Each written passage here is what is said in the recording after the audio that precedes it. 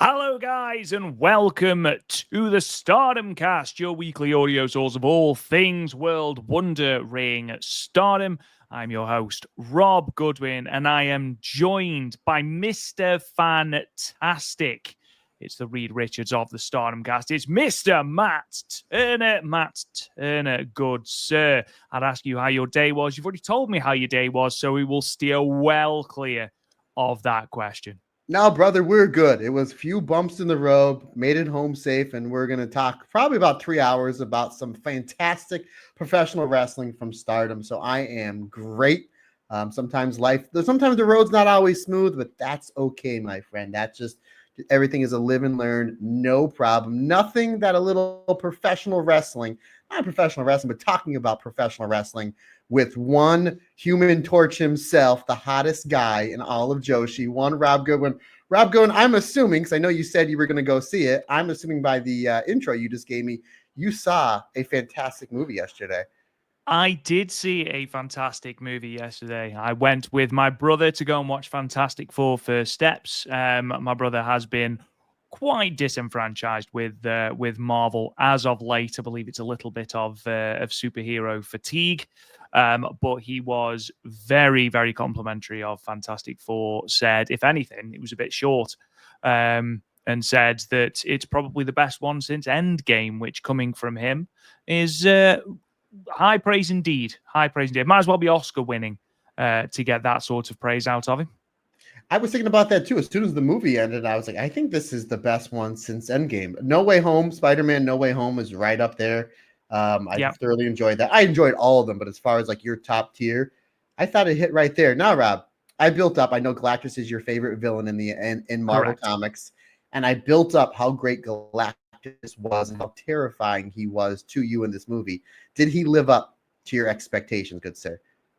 Yeah, obviously, I don't want to spoil it for anyone that listens to this podcast and wants to go and see it, but it wasn't hard to do it better than he's been portrayed in previous films. For a start, he was solid, which is always a plus. No, it was far better. I thought the way that they trying to say this without spoiling anything, the way that they eventually Pinned him. Yes, yeah, they submitted him, and it was so weird with the little baby just putting him in the crossface, tapping clean, and no, the way that they eventually got round him, let's say, I thought that was quite clever. Didn't make him look weak or anything like that. I thought overall he was very, very, very well done. Yeah, excellent movie. Rob, not to bring the mood down, but it's not really going to bring the mood down. Just something I kind of want to touch base with you. Did you by chance get to see any of the pictures or videos from yesterday from the funeral of the great Ozzy Osbourne? Me and Kirsty were actually watching it when my brother arrived to come and pick me up. It was Celebration. it was obviously heart wrenching, especially when they stopped on Black Sabbath Bridge and Sharon Osbourne, bless her heart, looked awful as you would expect, having lost a soulmate. But the entire thing was great. I mean, we turned it on and they were playing a sort of brass band version of Crazy Train, so that was fantastic. Kirsty said you'd be watching it. I was like, he'll definitely be watching some of it, if not all of it. But no, it was a celebration. There was lots of little nice tributes to the god of rock and roll. So yeah, it was horrible to watch from on one foot, but otherwise it was also a lovely celebration. Yeah, I watched a decent amount until I realized how far behind on work I was because it started at 8 o'clock our time, and I started work at 7. And I was just like, I need to. I figured a lot of this is going to be replayed on YouTube and all over social media, so I was kind of catching it when I could because I got behind on work. But I just recorded with Andy Header yesterday, and he was asking me how it was. I said, probably the loudest funeral in the history of funerals, and then Andy said that's exactly what Ozzy would have wanted. So I loved how the brass band was playing Iron Man and Paranoid and Crazy Train and other songs, and then the crowd was singing the words because it's just like a high school band. Like, and obviously they were really good, but I thoroughly enjoyed that. And then obviously we get to the part where Sharon, Jack, Amy, and Kelly get out of the car, and you can see obviously Sharon is just heartbroken. God bless her, and she puts all the they put all the flowers down that are all on Black Sabbath Bridge, and just the tributes you've been seeing pretty much every day on Black Sabbath Bridge with just the amount of flowers and notes and cards given to that the tribute to Ozzy. The reason why I wanted to bring that up, Rob, is did you hear what they're doing with all of the cards and notes once the town of Birmingham is cleaning that up? I do not. So again, this is we're going to go into the positive, because this is just shows you what a great person that Sharon Osbourne is in the Osbourne family, I guess. And I might have one or two facts off, and if I do, I apologize. But from what I understand, is that once all the many flowers and roses and everything gets cleaned up, all of the cards and notes that people wrote to Ozzy, they're all this is per the Osbourne request, is they're all going to go to Sharon, and Sharon and the kids are going to individually read all the notes that all the fans left for Ozzy. So if you wrote a note or gave a card and put it on Birmingham Bridge for your tribute to the GOAT Ozzy Osbourne, there's a very, very good chance it's going to be read by Sharon Osbourne. I think that's awesome. That's awesome, because they didn't have to do any of that. Like that live funeral and Ozzy pretty much giving one last standing ovation as his casket was going through the streets of Birmingham. I thought it was heartbreaking, but at the same time, like, wow, like literally what a way to go out again. But I just think that the fact that there's so many fans that wrote notes to Ozzy and tributes to him and put it there, and you figured, okay, it'll be there, and then once it gets cleaned up, and that's that. But Sharon was very adamant that no, I want to read every single note that was written to my late husband. So I think it's amazing. Absolutely. And once more, rest in peace, the Prince of Darkness. It was a really nice tribute, and moving on, Matt Turner, because we have got what feels like about a 9-hour podcast ahead of us, with 3 shows, one of which was basically a Valkyrie rock opera with 16 singles matches. It needed to be split into 3 different acts. We've got the first 2 nights of the 5-star Grand Prix. We are in the midst of the tournament. We've also got the Korakuen Hall show from the 24th of July to cover as well. So 3 shows to cover, lots of 5-star Grand Prix news. Bozilla versus Azumi from Korakuen Hall, BMI 2000 versus Wingori from Korakuen Hall as well. Sari and Hate, that entire feud, which I am all here for. Very, very entertaining between that and obviously Sari and Konami at Ota Ward. Lots of things to talk about, Matt Turner, but before we get into any of that, good sir, what is coming up on our Patreon this week?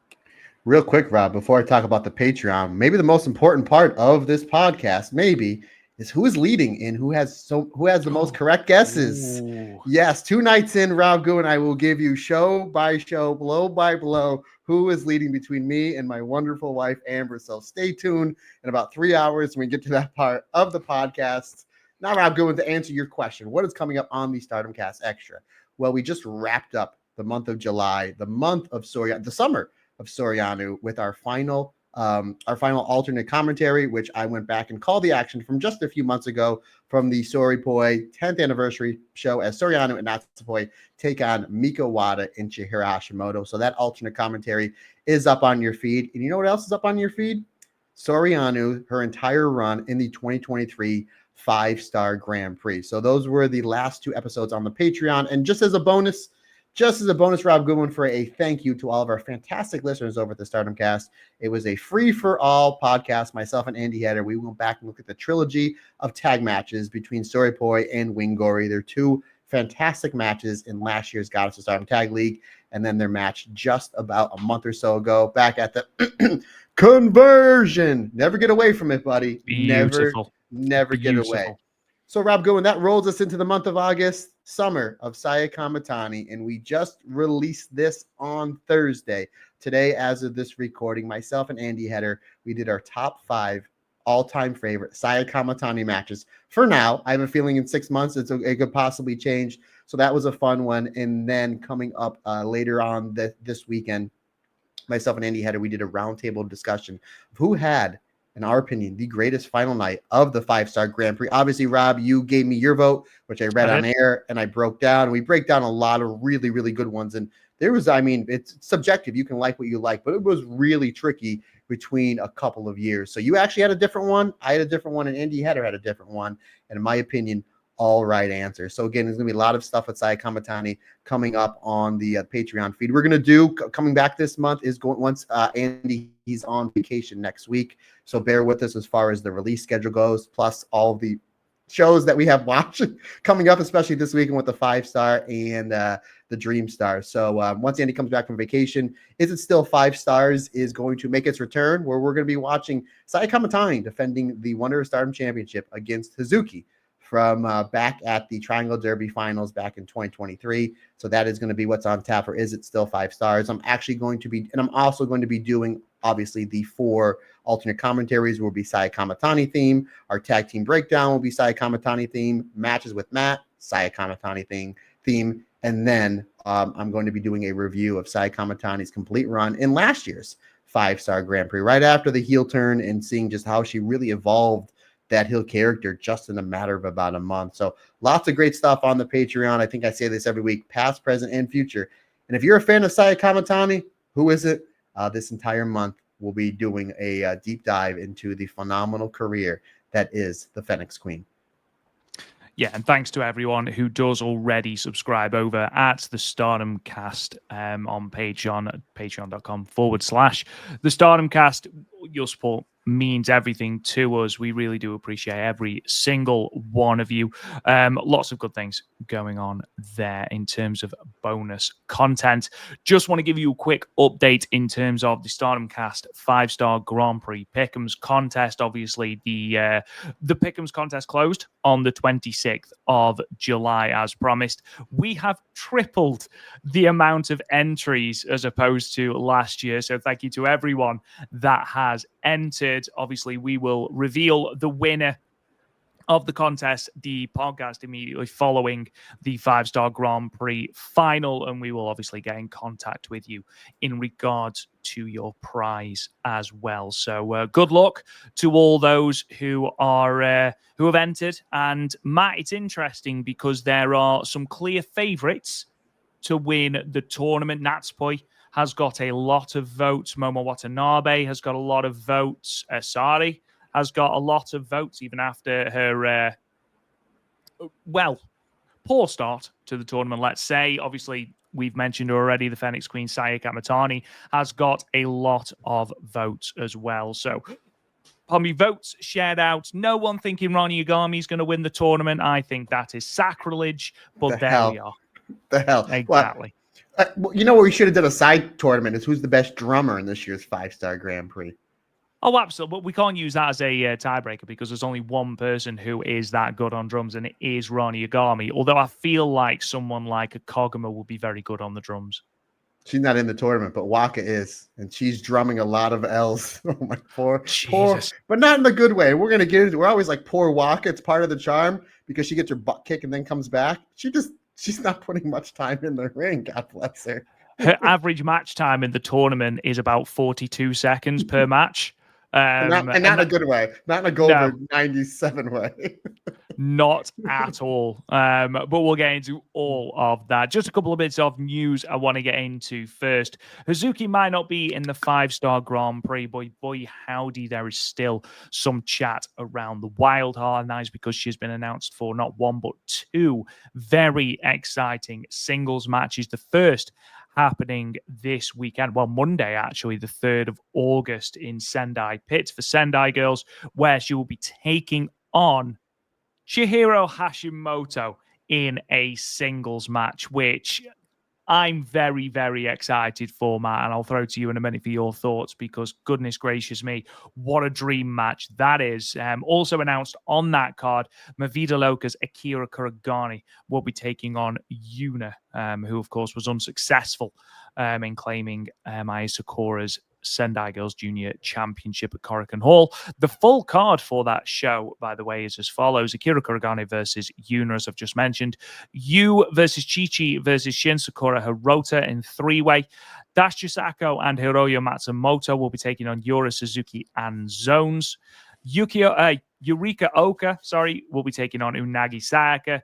Hazuki versus Chihiro Hashimoto. And then Red Energy, Mika Iwata and Miyuki Takase will be taking on Minami and Ryo Mizunami. So another exciting Sendai Girls tournament, Matt. Not that we need to preface it by saying that, because at the moment, Sendai Girls, every single show is must see at the moment. Yeah, and again, this is something we are going to be covering on Talk Joshi. Talk Joshi is kind of our way to talk about things outside of the Stardom and Marigold bubble, which we love, but there's so much great Joshi, not just great Joshi, but women's wrestling. We do talk a lot of AEW, some of the WWE stuff that's not Io, Kyrie, or Julia, but most of the Talk Joshi stuff has been Sendai Girls, and for obvious reasons, because again, we had Hazuki and Dash Chisako a few weeks ago. That leads to a Dream Hardcore Tag match that we're getting in a few weeks. Now we have this match. I forgot this was on Monday, Robin. Here's why I forgot this is on Monday. Because tomorrow we do have day 3 of the 5-star Grand Prix. And then Saturday we have 2 shows from Marigold for from the Dreamstar Grand Prix. We also have from Sendai Pit, we have the 5-star Grand Prix. We also have on Saturday the start of SummerSlam. Sunday we have another we have 2 days of the 5-star Grand Prix in Utsunomiya, because I believe that's 8-3, and then SummerSlam. And then on Monday, because we're not done yet. Oh no, just because the weekend's over doesn't mean wrestling's over. We have this show from Sendai Girls. Oh no, actually, I am wrong. Is it? Oh no, no, Sunday. What am I talking about? I thought today was Friday. It's not Friday, it's Thursday. This is on Sunday as well. Oh, okay. This is on Sunday as well. That's just to add to that Sunday that know we've got too much time on our hands. Yeah. Again, I was talking off air on what Andy Header, and he's like, "How are you going to manage all this?" And I was like, "I think I might have to take a day off work." And I think he even said, "Because be honest with me, over the last 2 years, have you taken more time off work for use your vacation time for actual vacation or cover wrestling?" I was like, "Oh no, covering wrestling." Which to me, it's not work. I love more than anything other than my wife and my kid, and you, Rob Goodwin, and you, Andy Header. I know you're listening. I love covering wrestling. So the fact that it's like I get to wake up and talk and watch wrestling, yeah, that's my Christmas, Rob. Doesn't take much to make me happy. Some loud music, some cold beverages, and some great professional wrestling. We have a lot of it, buddy. We have a lot of it. Now, off the top of your head, sorry, not to put you on the spot. I know Saturday does start the Dreamstar. Is there a show on Sunday on the Dreamstar? No, I don't believe there is. No. I could be wrong, but just off the top, I know. We looked at those dates for almost 2 hours the other day. I'm just, jeez, yeah, I know. Give me 2 seconds and I will tell you. So just find my Marigold standard notes from yesterday. God, you have put me on the spot here. Sorry, buddy. I was just gonna say, let's just keep adding. At this point, just, what's another scoop of ice cream? We already have 12. You know what I mean? It's very true. It's very true. I mean, I've just given up even pretending that I'm going to sleep at this point because, right. So, yes, there is. Yes, there is. I don't know if it's going to be live because it's in Hiroshima, but night 2, 3rd of August, 2025. There's only 2 Dreamstar matches, though, thank goodness. Utami versus Chiaki and Misamatsui versus Chanyota. And then we don't have another Dreamstar until the 9th of August. So at least that's had the decency to be spaced out. Yeah. Man, I'm so excited. Yeah, lots of great things. We have something around here called Music Fest that it's like a 2-week long thing with certain bands. Last year, Amber and I went to go see the Goo Goo Dolls, which was fun. None of the bands that I like are playing at these. So you're not going to get your Metallicas or Slayers, but she said on Friday, she's like, I think, why don't we go to Music Fest? I said, whatever you want to do, that's fine. But I gotta be in bed at a decent time because I have a lot of professional wrestling to cover on Saturday. So this chair that I'm in right now, Rob Goodwin, I will be glued to it for about 12 hours. I will be the happiest boy in all of Northeastern Pennsylvania. But again, we're all upset that, we didn't get Hazuki in the 5-star. I get it, but we got what could be a 5-star match. Pun somewhat intended there. What a great show. And then I believe you mentioned in that 3-way is the cosplayer wrestler, correct? Yes, correct. You wonder. I don't know if I've ever seen her wrestle as a non-cosplayer. So is she gonna cosplay as somebody? It is Sendai Girl. She has done Mako Satomura.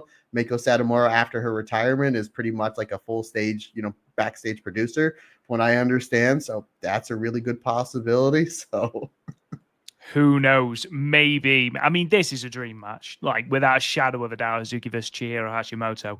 We knew that Hazuki versus Dash was going to be great. Even with the hardcore stipulation. But a straight up wrestling match between Hazuki, who is, both mine and yours, is certainly top 3 wrestlers, definitely wrestling at the moment, and I think is in both of our top 5s ever, simply for consistency and the aggression that she brings to wrestling. And then Chihiro Hashimoto, who, Jesus Christ, talk about an in-ring talent, talk about power. Hazuki's going to have a workout in this match, but what we know about Hazuki is that she does not back down from a fight. That's what she's gonna want, though. Like, you know what I mean? Absolutely. That's what she's gonna want. And again, I honestly, maybe just because my Hazuki love, I think after this tournament, with everything that Hazuki's doing, when she does come back to the fold full time, she's gonna be a bigger star. So yeah, I'm pumped, super pumped, buddy. Yeah, just a few matches to watch this weekend, buddy. Well, Hazuki's not done yet, because she's also been announced for the Oz Academy Korakuen Hall show, which is taking place on the 17th of August, where she will be taking on Akino in singles action again. So that's very exciting as well. So yes, Matt, you're absolutely right. Hazuki may not be in the 5-star Grand Prix, and unfortunately, no matter how many amazing dream matches are announced with Hazuki in them, I will still be slightly disappointed that she's not in the 5-star. It does mean that we get these 2 matches, which promise to be very, very exciting. Rod, correct me if I'm wrong, but I remember there was a tag match in Oz Academy that you sent me the match, and you said that you and Andy need to talk about this for Talk Joshi. And it was obviously FWC versus, I forget the other 2 people, but I think Akino was the one where her and Hazuki had in the beginning and the end. Do I believe I have that correct? It was like Seasons of the Abyss, or it was a really cool like metal show. I want to say it was back in the early spring. I'm almost positive it was Akino, because I remember her and Hazuki had a very violent exchange. I will find out for you. I can't remember what the show was. I remember it was for the tag titles, and it was a very, very good match. But I can't remember. Was it back in March? Let's have a look. It was It was right. It was right when we really started getting Talk Joshi, because I remember you sent me and Andy the link, and you said you need to watch this match, and you got from Oz Academy, and you guys need to cover it for Talk Joshi. And we're like, to the shock of nobody, Rob, batting 1,000. It was great, and I remember it was FWC versus a wrestler I've seen before, and then I think it was Akino, because I've never seen her wrestle before, and her and Hazuki had very similar styles. So when this match was announced, Hazuki versus Akino, it's like, oh, that's playing off the match that they had a handful of months ago. But while you're looking up that, Rob, there may be a possibility we may have to do another offshoot of the Stardom cast and call it the Hazuki cast at this point, because I am all for that. You are joking, I know, and I am all for that. If we were to rebrand as the Hazuki cast, I would be more than happy. Right, let's have a look. This is going to bug me, Alison. I know for a fact that people are screaming at their whatever you are listening to this podcast on. Yes, it was Akino and Kohaku. That's who was Kohaku. That's right. Because I'm like, Kino's the only person I never heard of before, and she was really impressive. I remember I texted you and I said, boy, howdy, buddy, you weren't kidding. This match was great. We're definitely going to cover it. You're like, I know that you love those violent exchanges between Akino and Hazuki. So when this match was announced, I was like, I'm pretty sure that's the same person that her and Hazuki had a mini death match without weapons at the end of the match, just their weapons being their arms. So, man, Chihiro Hashimoto, Akino, Aja Kong, I mean, Hazuki, for somebody that's not in the biggest 5-star Grand Prix of all time. And again, from what we understand, Hazuki, it was at Hazuki's request. She's really making a splash. She's really like, I know there's a lot of great wrestling going on with Marigold and with Stardom, but don't forget me over here. I'm in all these other promotions, and I'm putting on absolute bangers. So yeah, good on Hazuki. And again, Rob, I really think that once the 5 stars over and Hazuki comes back into Stardom full time, she's just going to make a bigger name for herself. Moving on then to the 5-star Grand Prix, in the fact that we had some news broken by Walker Stewart, and that is that Stardom have officially announced that for the first time, there is going to be 3 nights of English commentary for the tournament, which starts this coming Wednesday on the 6th, no, Thursday, I apologize, the 6th of August for Korakuen Hall. So that will have English commentary, and then the show from the 20th in Korakuen Hall will also have English commentary, and the finals themselves on the 23rd Note Award will have English commentary as well. So, Matt, we are slowly but surely getting more and more English commentary. We know that Walker Stewart is phenomenal on these shows. I'm sure he will have Waka on there, maybe Momokogo on there as well. I'm looking forward to it, and I imagine that it'll add a lot to those 3 shows, won't it? Yeah, it's going to get more eyes on the Stardom product, which ultimately that's what they want to do. And obviously, we're going to talk about it when we talk about our first show, the Korakuen show, where they put the whole entire show on YouTube for free, which was great because it was a great show, especially with that match of the year candidate with Azumi and Bozilla. And just, again, we'll get into that in a little bit. But again, this is really smart. We do have more of the there's more and more fans to Joshi. It seems like almost each and every day, to Marigold, to Stardom, to Sendai Girls, and more people want to watch it. The one thing that some people have a mental block with is they can't get into it if there's no English commentary. And I get it. If you've been watching wrestling 5, 10, 15, 20 years and you're listening to, whether it's WCW, ECW, WWE, WWF, and you're used to English commentary and you want to watch a match, but there's no soundtrack to it, it might be tough to follow along because you don't know the storyline, you don't know the names of the moves, you don't know the history of the wrestlers. I get that. Here it is, English commentary. And we've had English commentary for New Japan for years and years and years, going back to Kevin Kelly and Steve Corino and Kevin Kelly and Don Callis, and now with Walker and Chris absolutely crushing it. And we know that Walker is, and I think me and you both said on air after All-Star Grand Queendom, that Walker Stewart's the best commentator in all of wrestling, not just Japanese wrestling, and all of wrestling. His commentary after that show a few months ago back in Yokohama was unbelievable. So tremendous. Yeah, just on a complete another level. And like we're bringing that in to Stardom and their big tournament this year on 3 shows, and then hopefully more and more and more. It's only going to be a bigger and better thing for Stardom and the fans, the English-speaking fans, whether it's your neck in the woods over there in England or over here in the States, brother.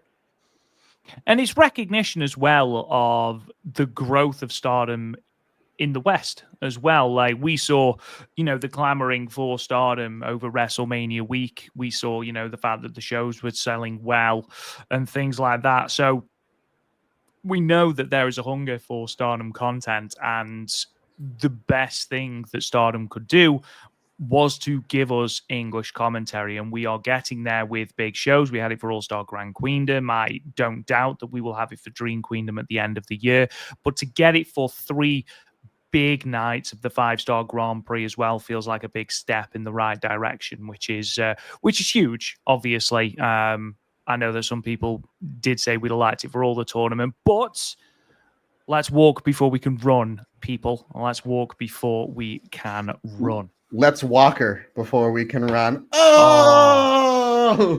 You mean let's Waka before we can run? Oh! 3 hours you've got of this, ladies and gentlemen. 3 hours. What did I just say a couple minutes ago? There's already 12 scoops of ice cream. What's another 1 or 2 or 5? Absolutely.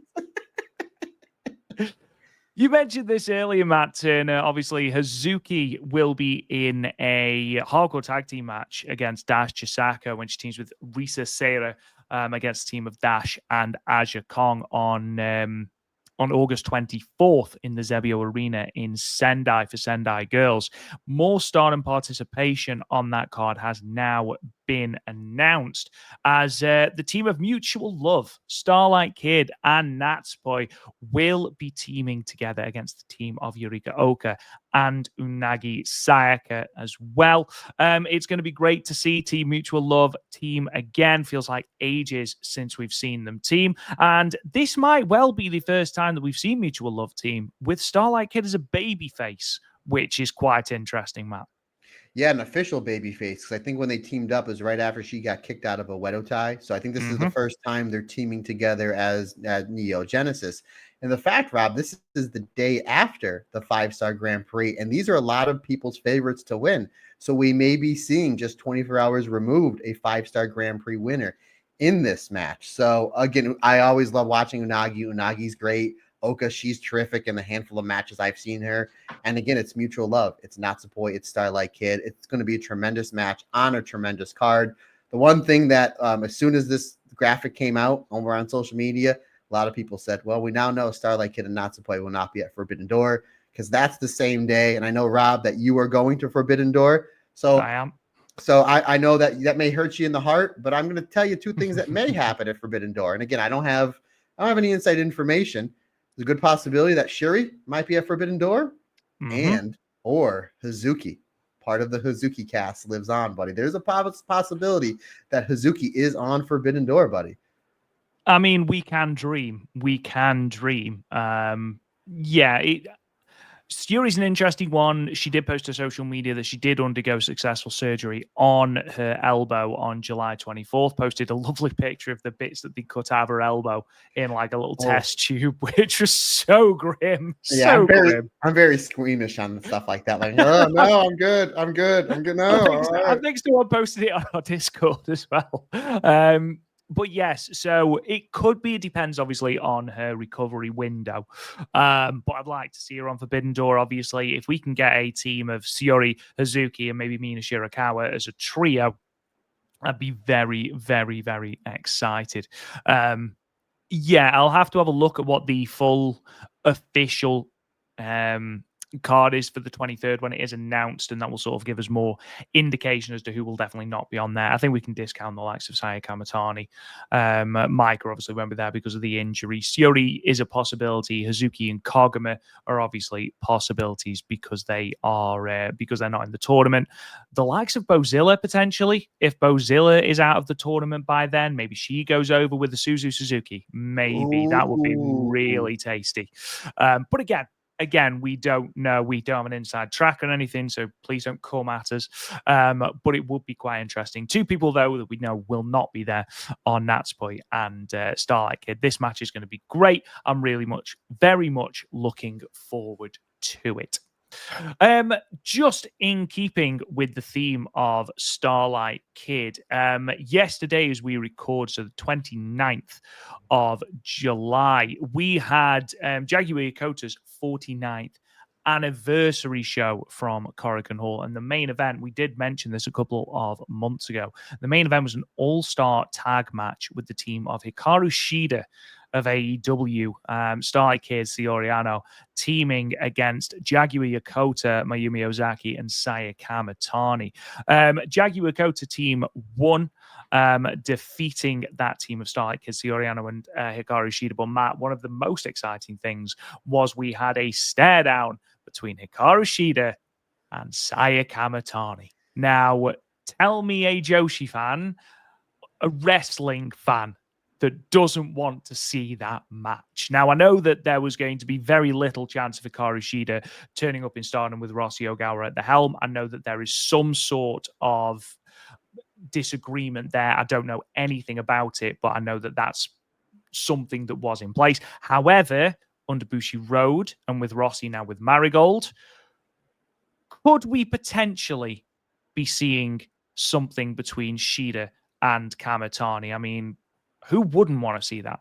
Rob, let's connect the dots. Hikaru Shida is under contract with All Elite Wrestling, correct? Yes, sir.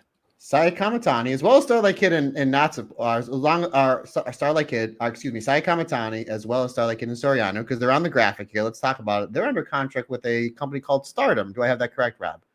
Yes, sir, you do. And AEW has a working relationship with Stardom, right? I believe it's rumored to be, yes.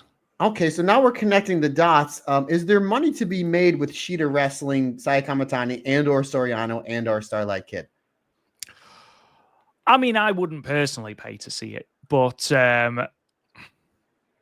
folks, let's connect the dots. Not only that, it's a possibility. It's a real, and considering the fact we just talked about Chihiro Hashimoto versus Hazuki. Guess what? It's happening. You know, like all these matches are happening. So why not? Why not? And Rob, I actually, because I remember you talking about this a couple months ago, and I was like, wait, what's that team?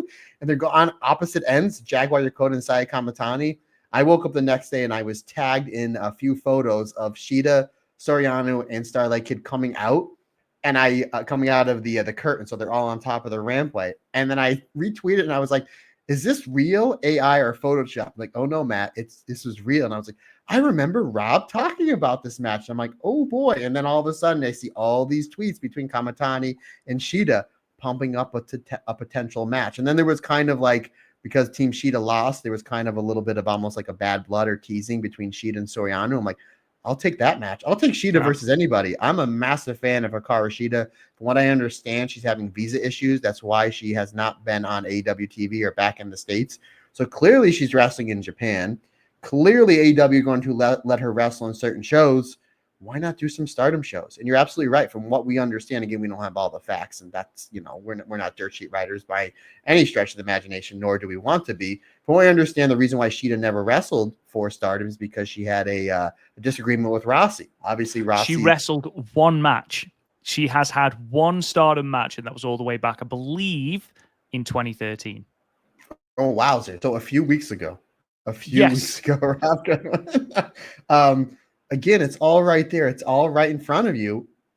You know, why not pull the plug on her and Kamatani, or her and Soriano, or her and Starlight Kid, or have her come in and do some tag matches after the 5-star? Who knows what that final night of the 5-star is going to look like? Because if you remember last year, it was the TAM championship match, the red belt match, your 2 semifinals and finals. And then there were some other good matches in there, but they were like Saeed and Xena had a really good banger. It was mostly kind of filler matches.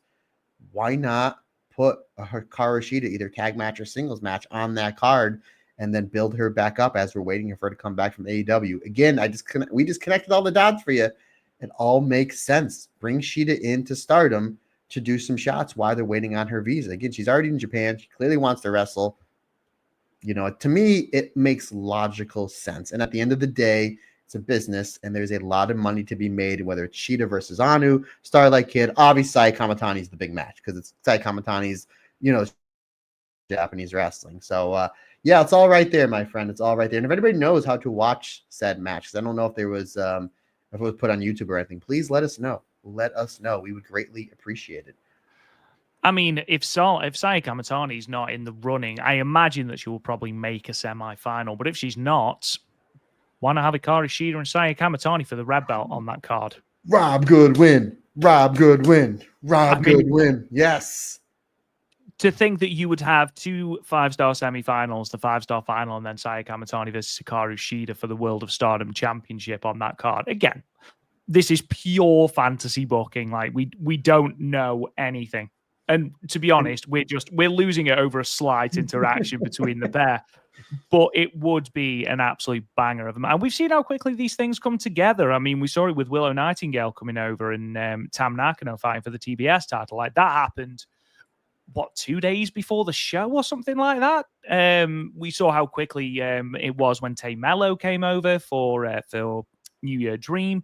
So we know how quickly these things can come together. Obviously, the molding of that final card can only really happen after the 20th anyway. So, hey, who knows? It's a big match that there is now potential there for. Again, might not happen, probably won't happen, but after all that, Rob, like, that's not happening.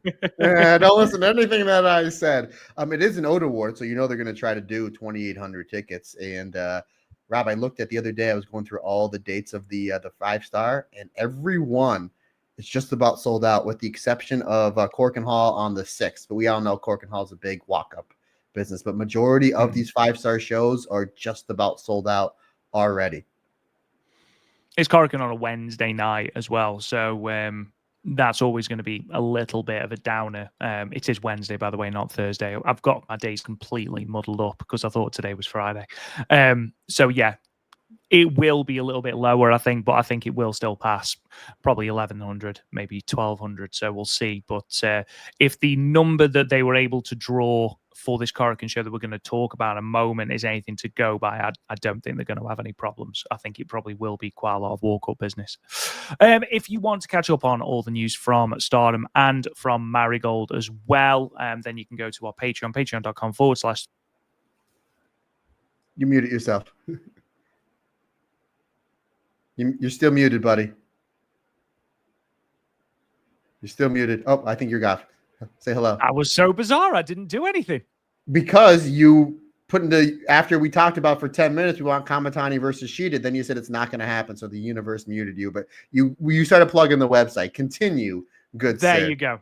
Yeah, go to patreon.com/ the Stardom cast. It is completely free. You don't have to sign up or anything. It's just easier for me to put all the news and previews and reviews there as well. So go and check it out there. We know, for example, that Senka Akatsuki has now been pulled from the Dreamstar Grand Prix. She's been replaced by Maria. And we also know that Ryoko Sakamura has departed from Marigold, but we will discuss that on the Marigold Standard when we record that next week. Matt Turner, let's go headlong into the first of the 3 shows that we are going to be talking about this week, and that is the Stardom Nighter in 2025 Korakuen Hall show for July the 24th of July 2025, to be precise. The birthday of Big Mama Goodwin, for those who care. Again, Korakuen Hall attendance 1,101. It's the 12th Korakuen Hall show in a row to surpass the 1,000 people mark, and it's the 16th of the last 17 to reach 1,000 plus. Now, this is a 21.6% decrease from the previous Korakuen Hall show, which was on the 8th of June. And if you remember, it's Sari versus Rani Yagami. However, it is worth noting that it is broadly in line with the previous Korakuen Nighter show, which drew 1,176, so 75 people less than the previous Nighter show. A couple of interesting little bits. Just before going live, Stardom did announce that the entirety of the show would air on YouTube for free, so the show is still up on Stardom's YouTube channel. In terms of our results, they are as follows. We open with the singles match. Aya Sakura defeated Kikyo Furusawa with a modified triangle choke in 8 minutes and 41 seconds. 8-woman tag team match. Mivida Loka, Suzu Suzuki, Rini Yamashita, and Itsuki Aoki and Akira Kuragane defeated the EXV team of Hanako, Rian, and Waka Tsukiyama and Emma Maishima, with Itsuki Aoki pinning Rian with a frog splash in 12 minutes and 59 seconds. In a 3-way tag team match, Fukuoka Double Crazy, Hazuki and Koguma defeated the God's Eye team of Lady C and Saki Kashima, and Peach and Lily, Uriah Hime and Momokogo, with Hazuki rolling up Uriah Hime with the Kuma roll in 6 minutes and 58 seconds. I've just said Hazuki, meant Koguma. We then had a tag team match, Neo Genesis, and I say Neo Genesis in inverted commas because it was Miyu Amasaki and Ms. Kankanten Starlight Kid. So a pokey evolution of Starlight Kid, a walking billboard advertising rice vinegar. They defeated the hate team of Fukigen Death and Azusa Inaba. Starlight Kid pinning Fukigen Death with a moonsault in 7 minutes and 55 seconds. 8-woman tag action, the Cosmic Angels team of Sioriano, Nats, Poisak, Kurora, and Yuna Mizumori defeated the God's Eye team of Amisari, Tomoka Inaba, Hina, and Rani Yagami. Sioriano pinning Amisori with a pottering in 10 minutes and 21 seconds. High-speed championship match, Mace Seira defended the belt successfully for the first time in 144 days, defeating Honoka 2-0 in the 3-fall match with the Sayonara Powerbomb in 5 minutes and 16 seconds. 6-woman tag match, the hate team of Saya Kamatani, Momo Watanabe, and Konami defeated Sari, Chichi, and Miku Kanai, with Konami submitting Miku Kanai with a triangle lancer in 9 minutes and 28 seconds.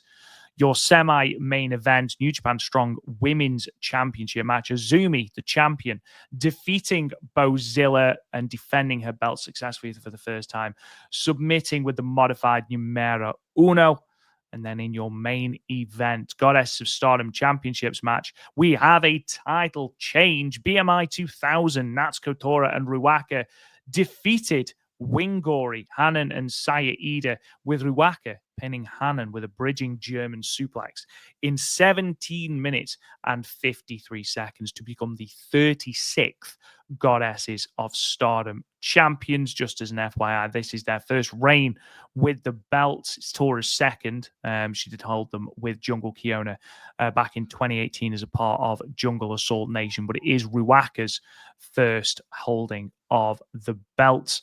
Matt, overall, a very good show, and it opened with a pre-show match, Aya Sakura submitting the rookie Kikyo Furusawa, but lots to be excited for from Furusawa, even if it's just from the transitions that she uses to get into that beautiful knee bar she has. Hanson, real quick, what was the time on the Izumi Bozilla match? It was 14 minutes, I believe. It was. Oh, I haven't written it down. That will be why. I believe it was 14 minutes 28, but I'll just double check for you. Okay, I was gonna say I don't not know if you said it. Anywho, okay. Here we go. Yeah, the pre-show with Aya and Kikyo as I Kikyo my microphone there or forum it. And this is great stuff. I'm really just loving all the new rookies in Stardom and just Joshi in general, because Kikyo is somebody that gets it really quick. She's got a really cool look, really cool aura, really cool music that she comes out to. And Aya, considering the fact that she's only been wrestling around 2 years, is this good already, and she's leading matches against rookies. They had a very similar style, the striking, the grappling, the way, again, you said it before, partner, how Kikyo gets into those knee bars and ankle locks is really something we've never seen before. She has her own style. She basically takes a move that was popularized by guys like Ken Shamrock and Kurt Angle and puts her own twist on it. I guess pun somewhat intended. Get it, twist on the ankle lock. Anywho, I love it. Love it. I love how Aya uses the head kick to set up that triangle choke. Like, it's almost like, I love when I'm watching an MMA fight and somebody hits somebody really hard and they drop them and they can't get the finish with strikes, but their opponent leaves something open for somebody to take something to put on a submission. So they're a next level striker and a next level grappler. And that's what Aya is. So I love how she used the head kick to set up the triangle choke. Kikyo looked great here. She was able to have some really good fighting spirit. Her selling is really good as well against somebody that's only been wrestling, 5 or 6 months.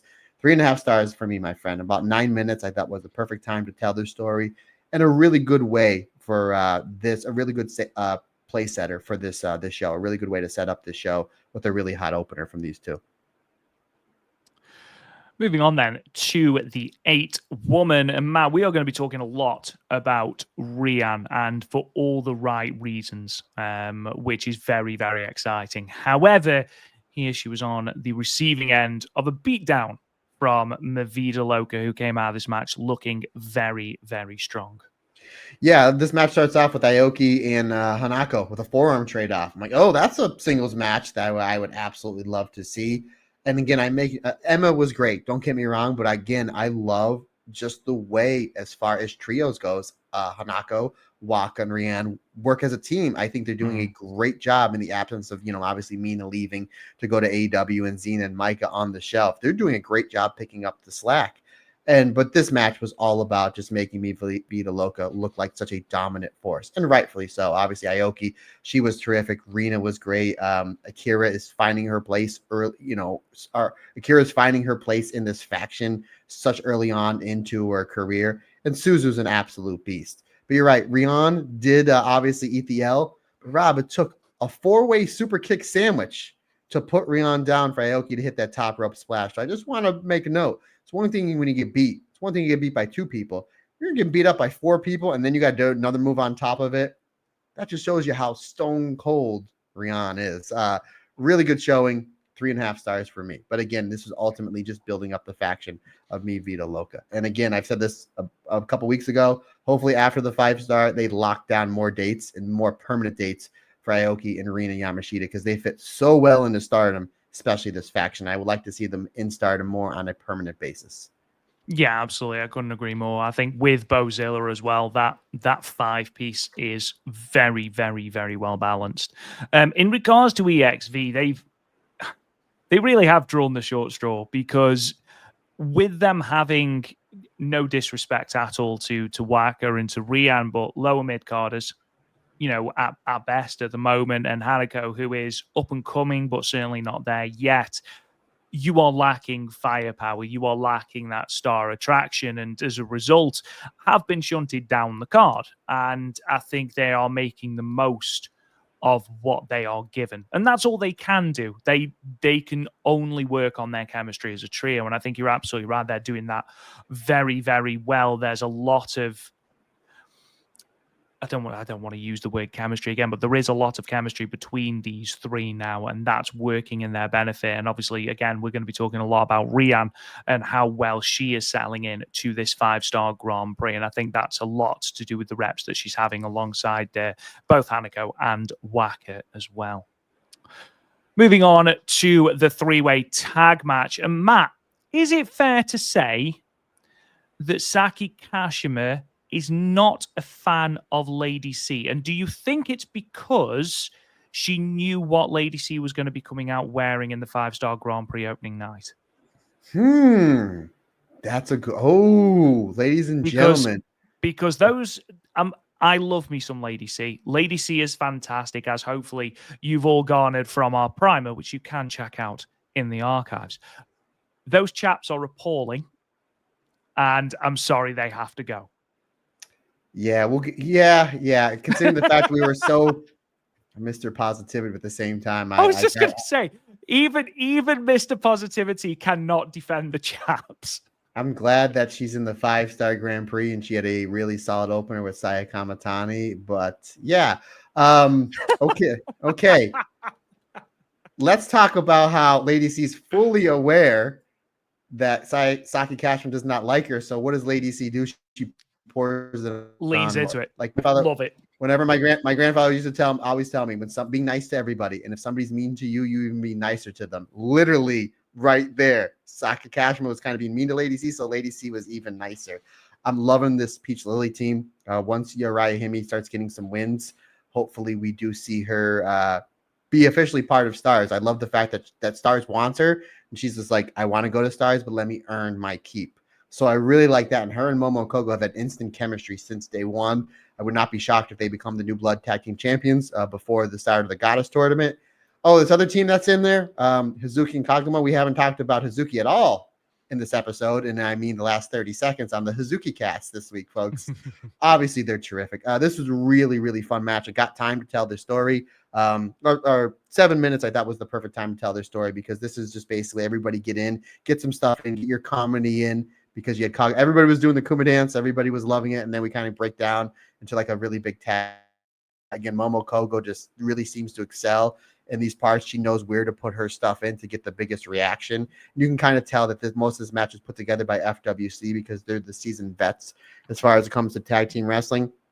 And I really like the finish. Again, I talked about this last week, but a multi-person tag match with FWC. When you have multi-people in a tag match, it only takes one person to break up a fall. So you need that flash pin to get the win. And it was the Kuma roll on poor Uriah Hime. Her win-loss record isn't looking that good, but again, I think they're going to be building towards something in the fall and into the holiday months coming up at the end of the year. Really good stuff. 3.5 stars for me, partner. Yeah, I think it's fair to say that Uriah Hime's win-loss record is fairly appalling. In fact, I can give you the exact numbers for Uriah Hime right now. Currently, she has wrestled 58 matches for Stardom, has won 5, one singles match, 2 tag matches, and 2 multi-women matches. However, she has also lost 52 matches. So, yes, the wins will come, certainly. At the moment, it's looking a bit barren in the win column, especially compared to Akira Gorigani, who has 14. But I think you're absolutely right. She has shown on more than one occasion that the potential that she has is great. And she's obviously going to have a lot of time to showcase that even more during the 5-star Grand Prix, because obviously the match that she had on the opening night, 2 minutes against Miyu Amasaki, she's not going to have, a great deal of time to showcase things. So hopefully with less matches on this showing for Kushima tomorrow, she will have a little bit more time to showcase what she's got. Moving on then to our Mizcan Vinegar sponsored match, perhaps. Starlight Kid and Miyu Amasaki defeating Fukigen Death and Azusa Inaba. And Matt, this immediately gets negative stars from me because Fukigen Death was just Fukigen Death. Where was the costume? Where was the costume? Why is she blacked out on the Why graphic? build it up? What a tease. Why? Yeah. Honestly, I almost turned it off. I was like, do you know what? No. I almost left the Stardom cast. I almost texted you. I was like, no, I'm done. I'm done. The disappointment is too great. Yeah, especially the fact that I don't know, maybe just because of like where my mental state was at when I was watching this match. Like they played the Fukin Death music, the evil circus music, and they kind of panned back, and I was just like, oh, here we go. And I was like, the first thing, as soon as she cut the curtain, the first thing I thought, I was like, oh, I can hear Robin England going, what? Why black her out? Now, I do want to say this, Rob. Obviously, again, this show was live on YouTube. I got done with my workout. This was early, I think Thursday morning. I got done with my workout and I was getting ready for work. And obviously, again, last week was a tough week for us kids growing up in the 80s and 90s that love heavy metal and professional wrestling with the loss of Ozzy and the Hulkster. So I wasn't my usual. I still was joyous Matt Turner, but I wasn't on a scale of 1 to 50 that I'm always at. I was like a 41 when I was watching said show. This match put the biggest smile on my face because it was a fun match. Not only that, but I've been watching wrestling a lot of years, Mr. Rob Goodwin, and maybe the coolest spot in the history of professional wrestling happened in this match. Starlight Kid did a standing moonsault while she was holding a bottle of rice vinegar. I was like, you know what? It's been a tough week for us metalheads and professional wrestling fans. But you know what? At the end of the day, you can turn on Stardom, watch it on YouTube, and watch Starlight Kid do a moonsault, perfect moonsault, while holding a bottle of vinegar. You know what, Rob? Sometimes that's all that you need in life is some Starlight Kid love. It just really put a smile on my face. But as far as the match goes, I totally agree. We got the negative thing out of the way. Why tease that we're going to have a different version? Like, is she going to be putting Fukigen Death to go against the vinegar? You know what I mean? Or salt and vinegar chips? Like, why tease it if you're not going to do anything? Like, did her costume get lost in the mail or didn't make it to Korakuen on time? I don't know, Rob. I think we need answers. And we may need Steve to give us some fake answers. By the way, Steve, thank you so much for the Yuna Mizumori segments. They were great. But yeah, let us know, Steve, why you think we didn't get any different version of Fukigen Death. Was it lost in FedEx? You know, I don't know. As far as the match goes, it was fun. Obviously, this was a commercial match. And again, it's before the 5-star Grand Prix. So you're not going to be doing anything crazy. I thought Azusa was terrific. Her and Miyu, great exchanges. We know that these two have really great chemistry. Starlight Kid's one of the best wrestlers in the world and is really staking her claim in my top 5 favorite wrestlers in all of wrestling this year, especially after her match last Monday with Soriano and especially with her 2 matches from the 5-star Grand Prix on nights 1 and night 2. Fukigen Death, obviously, you know, she was great. We had some high-speed stuff with her and Starlight Kid. Ultimately, though, it is the top rope moonsault after the standing moonsault with the vinegar that does in Fukigen Death. Solid enough stuff, Rob Goodwin. 3.5 stars for me. Yeah, for all the advertisement in this match, what you can say is that Starlight Kid loved every single second of this. She was having the absolute time of her life. And yes, the moonsault whilst holding vinegar is very impressive because sometimes, as I've mentioned before, I struggle to walk and breathe at the same time, never mind moonsault and hold on to things.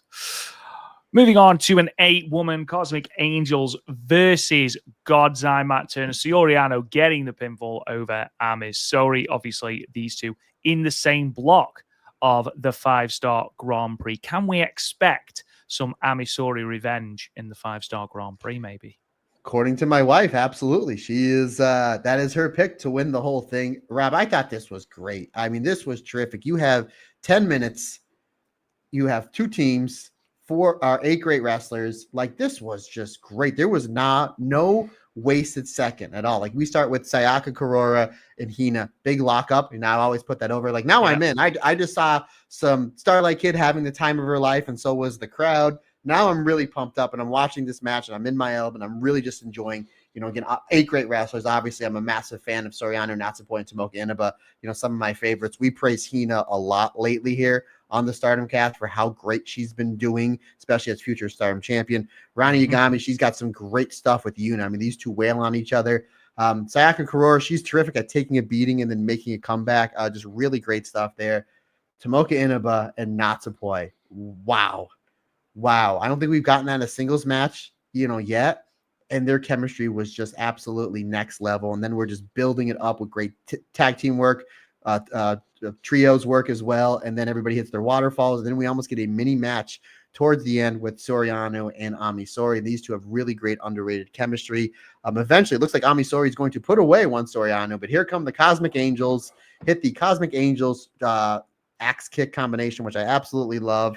That basically sets up Soriano. Look like she's going to put away Amisori with the Tom's Tundra, but sometimes it doesn't go as well as it should. Amisori with a huge lariat goes for the like a thunderbolt, but Soriano says, not yet. Special pottering for the 3 count. Phenomenal match. 4 stars for me.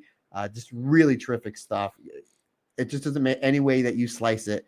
When it comes to Cosmic Angels, they have great chemistry as whether it's a straight up tag team, the trio, or whether it's the 4 of them or the five of them. Even without Tam, Cosmic Angels still is one of the most fun factions to watch in all of Stardom. Amisori, it doesn't seem like she's missed a beat. Almost out about a year. Every single match that she's in has been really good, and she brings like a new stuff. Not only did she come back, Rob, like ready to go, like all full of energy, but even like her aura, her charisma. It just seems like it's on another level than it was a year ago. And obviously, Tomoka Inaba, who doesn't love one Tomoka Inaba? Again, this was great. The fact that they went 10 minutes, 8 wrestlers, and it made sense, and there was story there, and the crowd was into everything that everybody was doing. Again, 4 stars for me. Bravo to all 8 of these phenomenal wrestlers.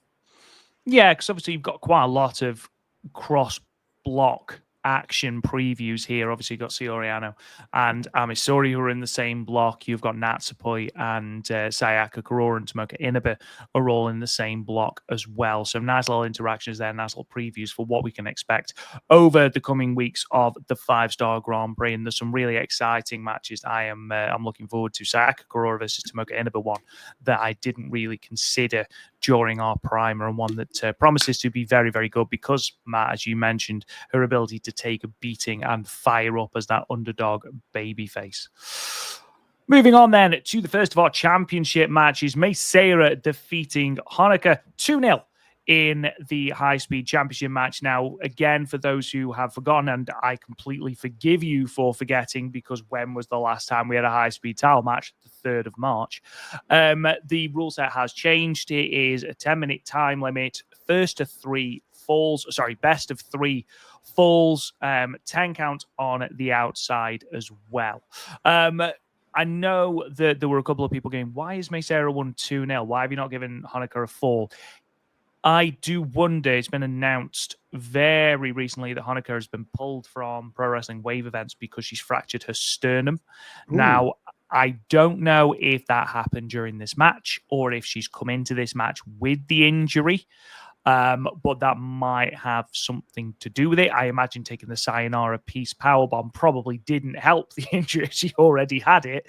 But yeah, could have something to do with it. That being said, this has been the best exponent of the new rule set. Not that the bar was set terribly high. No disrespect to Saki Kashima and Tafuki Death. Bit short at 5 minutes and 16 seconds, but again, we should be used to this with following Hazuki's reign with the high speed belt, where the matches were considerably shorter. I thought Honoka looked very good for the little pockets of offense she got, but ultimately, obviously, Mei Seira coming out as the champion. Matt, what were your thoughts on our first high speed championship match in 144 days? I had no problem with Mei Seira winning 2-0. And again, especially if you just watch Stardom, you know who Mei Seira is, and we only seen Hanako a few times, so I have no problem with that. Not only that, for all of you diehard Ring of Honor fans, if you remember back in the day of 2 out of 3 fall tag matches, the Briscoe swept, I think it was 8 or 9 people. I think they had something crazy where the 2 out of 3 fall matches, they won 2 falls to 0 8 or 9 times, and they made a gimmick out of it, and it was cool, and it made sense. And I totally agree. This is the best high-speed match we have seen, high-speed title match, we've seen in quite some time. This was terrific. Blink and you'll miss it style action. 5 minutes and 16 seconds, and there was not one dull second. Really great stuff. I mean, fall number 1 was just so fast, so fluid between these two. These two are such special wrestlers. Eventually, though, it is Mei Seira. I like how they tease the shooting star roll-up, and then she almost gets rolled up from that because she's going so fast. She almost loses the fall and then does that back heel trip, and then does the shooting star roll up for the 3 count. So I really like that. And then fall 2, Hanako basically is coming in all sorts of fire because now she's down 1-0. She's hitting a whole bunch of moves, but she's almost going too fast for her own good. Mei Sarah's looking for that one opening because, again, she's the more seasoned wrestler. And once she makes that one mistake, it's Mei Sarah with a big drop kick and then the goodbye piece powerbomb. I thought this was great. I gave it 3 3/4 stars. Really terrific stuff. And again, just showcasing what a special wrestler Mei Sarah is. Now, again, Rob, we have not seen a high-speed championship match in quite some time. I forget how many successful defenses this is for Mei Sarah. I'm sure you have it over there in the notes. Can you just please let me know so I can put it in my notes, good sir? It is the 6th title defense of her reign, and it is also now the 5th longest in the title's history, which is quite impressive. Now, Rob Goon, obviously we waited a long time for a high-speed championship match, and I did not watch this live because then I was on my way to work, but I found out the result and then what happened afterwards. And the first thing I thought of, Rob always says, it's like you're waiting for a bus in England. You're waiting and waiting, waiting, and then another one comes along. But in this case, 2 of them came along, Rob Goodwin. Absolutely. So following the match, not one challenger, but 2 came to the ring. Both Waka Tsukiyama and Yuna Mizumori came out and made challenges for the belt. Obviously, Yuna has been a challenger for Mei Sarah's belt before and had a fantastic match against Mei in Korakuen Hall. Waka, this will be her first time challenging for the high-speed title, and that's something very exciting. We do need to blood new challenges in this division if we are to make full use of this brand new moveset. Mei seemed to plump towards Yuna as her challenger, did say to Waka, right, well, let's see what you've got, because those 2 would square off in the first round of the 5-star Grand Prix. And unfortunately, if that's an audition for Waka, it didn't go down terribly well. But that being said, 2 challengers for a belt we have been crying out for challengers for. So I'm looking forward to that, and especially if it does lead us to a rematch of that fantastic match back in February between Yuna and Mei. I am very, very excited about that. Moving on then, the 6-woman tag match. Hate, Sai Kamatani, Momo Watanabe, and Konami against Sari, Miku Kanai, and Chi-Chi. And Matt, I think it's fair to say that Sari has done an impeccable job of being the most hated person in a Stardom ring. If you are being out-hated, if you are a faction called Hate, and you are being out-hated by Sari, you know that there is nuclear heat. And I love that. I love the fact that Sari has strode in to Stardom, swaggered in, defeated Syrians like, right, where's my challenge? I'm not going to challenge you. You know, you're not going to challenge me, sorry. Momo Watanabe is probably the only one I've got any sort of worry about in the 5-star Grand Prix. And not only the fact has Momo Watanabe got the biggest cheer she's had in years when she got tagged in, but also Konami has taken it very personally. And I love that. And what do we always say on the Stardom cast? A motivated Konami is the best Konami. And brother, did she go to town on these 3. Hate, I can't actually believe I'm saying this. Hate with the baby faces in this match, which was wild. Momo Watanabe, the most over person in the entire of Korakuen, which is great. Love that. Sari, what a job you have done. Just a couple of words on social media and interviews. You stroll in and the hate rains down. I absolutely love that. Perfectly done. Yeah, you know what? I mean, we all know, especially after last Sariism show, that the biggest match in Joshi that they're going to book somewhere, we don't know when, we don't know where, but it's got to happen. It's Kamatani versus Sari. Other than, and again, folks, here's a free commercial for the Marigold Standard. Other than Io versus Mayu, wink. The biggest match in Joshi, it's going to be Sai Kamatani and Sari. They're building towards it again. Where it happens, and I don't know if it's going to be a one-off, if they're going to do more than one match. That match is definitely going to go down because it is a big, big match, and it's going to draw a lot of money, and a lot of people want to see it. So, like, when this match was announced, I was like, okay, they're going to build towards that. But then in the few days before, all of a sudden, we have this online rivalry with Momo Watanabe and Sari. We know they have a match in the 5-star, I believe, on the 16th, and it's in Yokohama Budokan. By the way, Rob, that's just about sold out. And I think a lot of it has to do with the gaslight fire of Sari versus Momo Watanabe. So they're doing a great job with that. And then we're bringing if that's not the main event of that show, it has to be.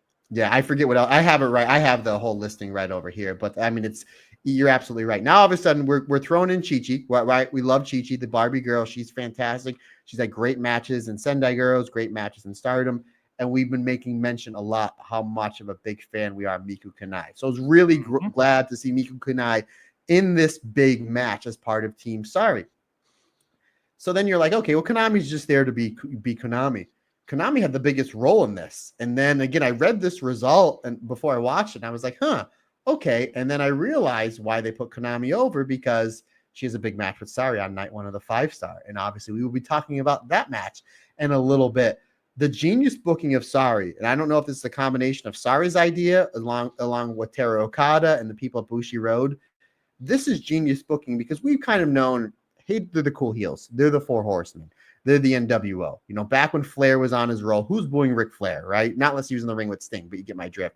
The NWO was so cool, especially your top 3 of Hogan, Hall, and Nash, that it's like, we're supposed to boo them. But you watch those Nitros, Rob, and those pay-per-views, there's a lot of NWO shirts in said crowd. So it's like, yeah, we're supposed to boo them, but we really, really like them, and we know the hate merchandise sells out pretty quick, but we're still, because that's what we're supposed to do, right? We're supposed to boo them, but just give us the chance to cheer them. Sari gave us the chance to cheer hate. Again, as far as wrestling goes, Kamatani, Momo Watanabe, Konami, next level. The fact that Konami got the big shine here, and I think I even did say, I think what's going to happen here is Momo is going to be an apparent kick, and Sari's going to get the pinfall on either one of these members of hate to give Sari more gaslight going into the 5-star. So the fact that it was Konami over Miku Kanai, I was like, oh, that's interesting. Maybe to build up towards their match for the 5-star and a finish that nobody saw coming. And again, we'll get into it on night 1. But Miku Kanai was great here, and so was Chi-Chi. And they made mention after this match, not only in a post-match interview, but what they said on social media, that this trio, obviously Sari's not done in Stardom because she's got the 5-star and she's IWGP champion. But Miku Kanai and Chi-Chi, they're not done as well. And I'm all for it. I'm all for this Sari faction, considering the fact that like they're kind of the outsiders, I guess, kind of. And I don't mean to, put them in with, I just said the NWO and the outsiders. I didn't mean to, but you catch my drift. And I texted you the other day, Rob Goodwin. I have a feeling that we're going to be seeing, after the 5-star, we're going to be seeing more of Sari, Chi-Chi, Miku Kanai as a faction of the outsiders coming into Stardom. I texted you this the other day, and I wanted to talk about this on air. You know who else isn't affiliated with Stardom? Kayfabe? FWC. Megaton. And maybe that's why Fuki and Death didn't come out as their new version. But in all seriousness, what if this faction after the 5-star, because there's a lot of buzz always coming off Stardom after the tournament. What if this faction going forward is Sari, Miku Kanai, Chi-Chi, Kagama, and Hazuki? Wow. And then you put them in 5-on-5 or 4-on-4 with members of Hate, members of Cosmic Angels, members of Neo Genesis, Mivita Loca. There's a lot you can do there. I think that would be terrific. It was great. Kamatani and Sari, they only had little exchanges, but when they did, people were nuclear. But they were nuclear from Momo Watanabe, the most over person in this. Maybe Izumi, because based on that match you have with Bozilla, which obviously the next match we're going to talk about. But even the post match, when Momo is using an illegal weapon to choke Sari, people are like, yeah, choke her, Momo Watanabe. We want to see somebody perish in this ring, and it's you, Sari. Sari has done such a great job because, again, Sari is such a great wrestler. I'm like, how are we going to boo her? Because she's arguably one of the best wrestlers in the world and has been over the last 2 years. And she gets cheered everywhere. Everywhere she goes, she gets cheered, except for Stardom, because people want to see her get her butt kicked, especially by the members of Hate. So even though Hate is just like, look, we supposedly hate Stardom, and obviously I thought it was really cool that they weren't there at the start of the 5-star Grand Prix, but it's still our Stardom. This is still our Stardom. We're still under Stardom contracts. Like, we don't, we're supposed to hate what's going on here because, again, we're called Hate, but you're coming into our territory, and we're going to defend this ring. We're going to kick your ass. And even the Stardom fan base was just like, we don't care how great Sari is. This is our house. And they absolutely loved it whenever Sari was on the back foot. Again, Chi-Chi was great. I thought she did some great stuff with Konami. Singles match I want to see. As usual, Kamatani really bumps all over the place for Miku Kanai and Chi-Chi, making them look really good. I thought Miku Kanai was great. And again, I'm a massive fan of hers. And I really, really hope that she is part of this faction moving forward, because it's just another excuse for more Miku Kanai in Stardom. The fact they put Konami over, I was like, that's really interesting. Why would they put her over in Korakuen Hall in such a nuclear crowd? I wonder what they're doing. And then we find out just a few days later, Rob Goodwin, really great match. My only one complaint, 6 great wrestlers, 9.5 minutes.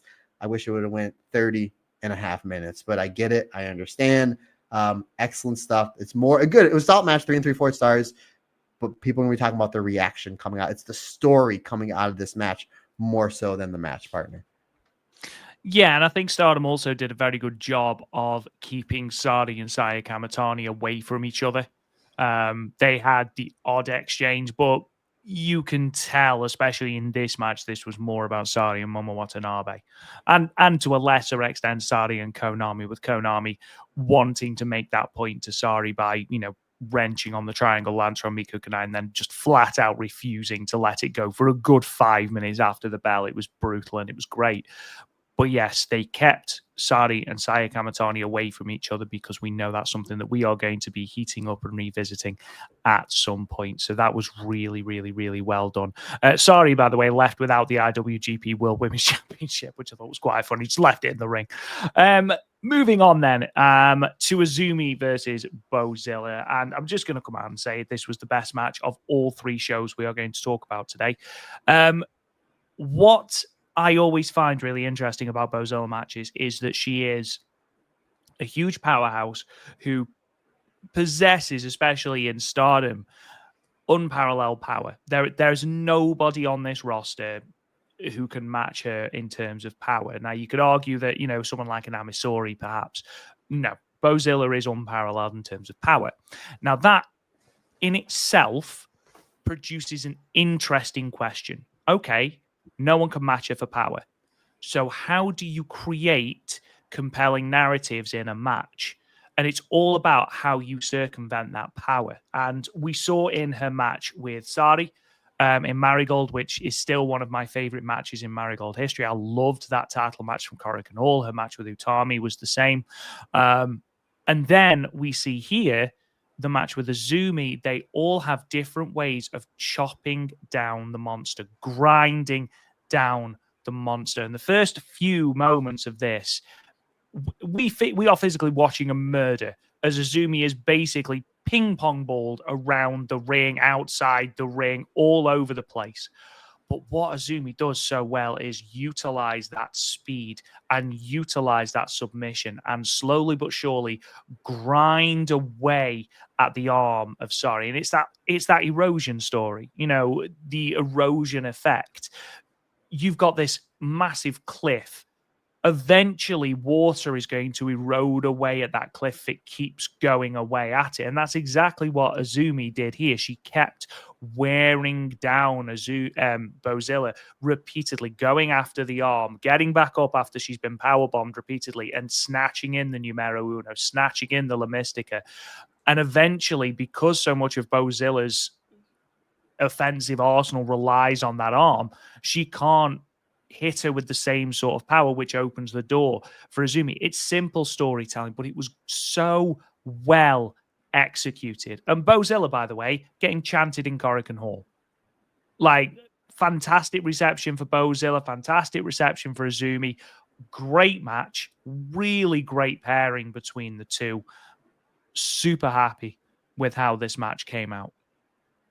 Your analogy, buddy, of the erosion story was, wow, that was perfect. I mean, that was amazing because it makes perfect sense. And anybody, if you look at it, that's exactly what it was. And I actually watched this match twice, considering I didn't have enough to watch this week. And I watched this match twice because it was that good. There were so many great different layers about this match. My favorite thing about this match was Bozilla selling, because she sold for Azumi, but didn't she toes that line so well. And that's the thing. You can sometimes get carried away by being the big person in a match by just looking too insurmountable, and therefore people just don't believe it. But she toes that line really, really well, where she started so dominant early on. And then you're absolutely right. Some of those facial expressions and stuff and genuine panic when towards the end when she was locked in these submissions was really, really well done. And that's something that she developed a lot in her time in Marigold. Yeah. Again, I just thought that this was genius because we weren't sure how it was going to go because Bozilla, when she was wrestling the smaller wrestlers in Marigold, they were all squashes.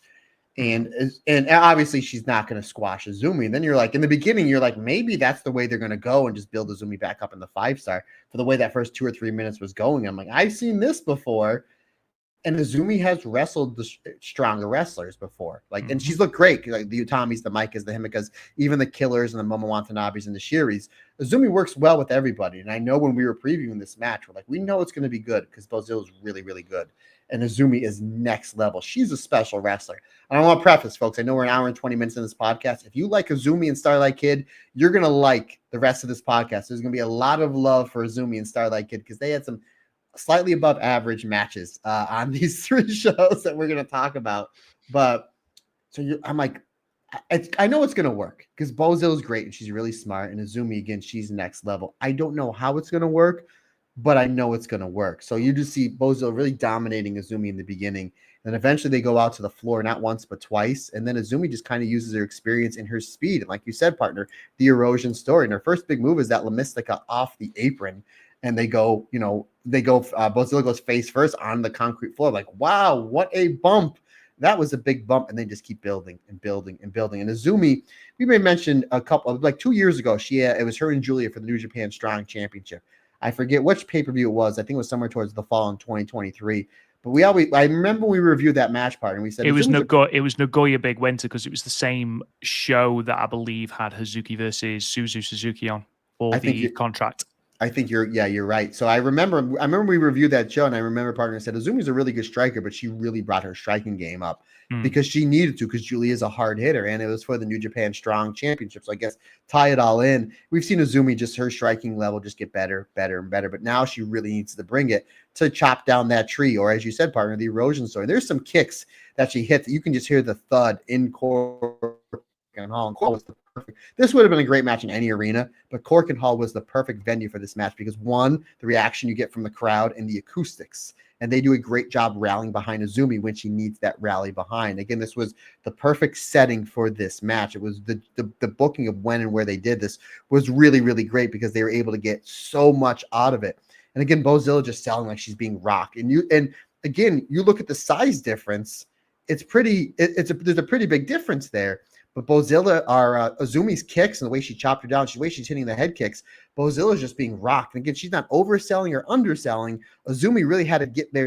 And those Bozilla's, not only was her selling good, it was the psychology behind her selling. For Bozilla to be 21, 22, to understand psychology behind selling, that is an art in itself. And then Bozilla gets the advantage back. She starts dominating Azumi. We have a top rope fight. Azumi hits the head kick. Bozilla drops into the Tree of Woe. We know what's going to happen. The double stomp, the Tree of Woe double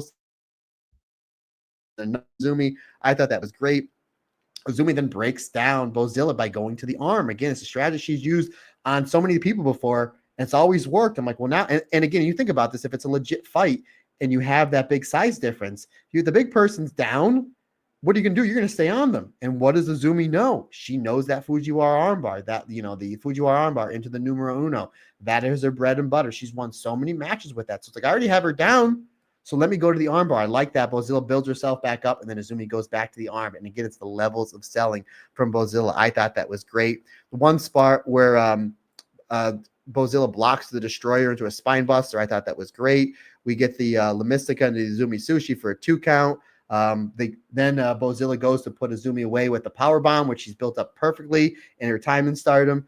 And we may see the most disgusting reverse Rana ever. I mean, Bozilla properly like Masawa Kabashi that right on the top of her head. And you're like, boy, howdy. But I'm like, that's got to be the finish. And the Azumi Sushi 2 count. Azumi goes to the top rope. Bozilla hits the top rope, fall away slam. Shout outs to Scott Hall. I thought that was great. I'm sorry. Bozilla hits that. I'm sorry, I was out of order. Then Bozilla goes for a moonsault because why not? No water in the pool. Azumi then hits that reverse Rana for a 2 count off the block. I thought that was great. That opens up the door for a Canadian Destroyer, which Bozilla took that on her head. Then Azumi goes to the top rope for what she was going for before. The top rope sunset bomb. that leads into a move we've never seen before. Azumi wins a lot of matches, Rob. Obviously, we've been following Azumi's career, forever, and especially in 2018 until current day. Azumi gets a lot of wins with either the La Mystica, or sorry, not the La Mystica, the Azumi Sushi, or the Numero Uno. She chained the two of them together. She does the Numero Uno, she does the Numero Uno, and she has a double armbar, and then twists Bozilla over into like the ending part of the Azumi Sushi, pinning Bozilla's shoulders on the mat for the 3 count. This was great for so many different ways. Number one, the crowd ate it up. They were so into it. And when Azumi was making and people were chanting for Bozilla because she's great. She's a great wrestler. But when Azumi's making the comeback, that place went nuclear. They love them some Azumi. Azumi somehow got to another level that we've never seen before from Azumi, which is saying something because she is one of one. She is on an island of her own when it comes to certain style of wrestling. I thought that was really, really great stuff. The way they built up that sunset bomb, because I'm like, where is she going? What's she trying to do? And again, I watched this match on my lunch break. And then I had dinner and I wanted to watch it again because it was on YouTube. And I'm like, I just want to watch it on my big screen TV in my house.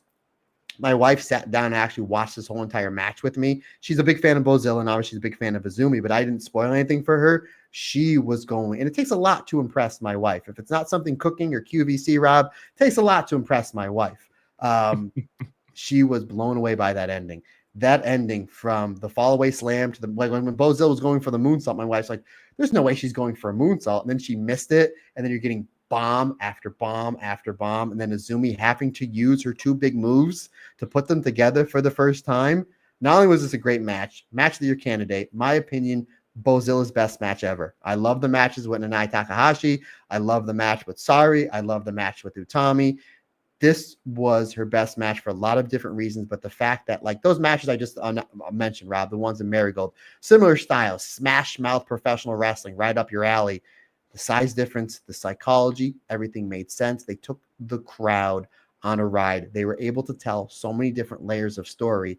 And now Azumi, going into the rest of this 5-star, has a new finisher we've never seen before.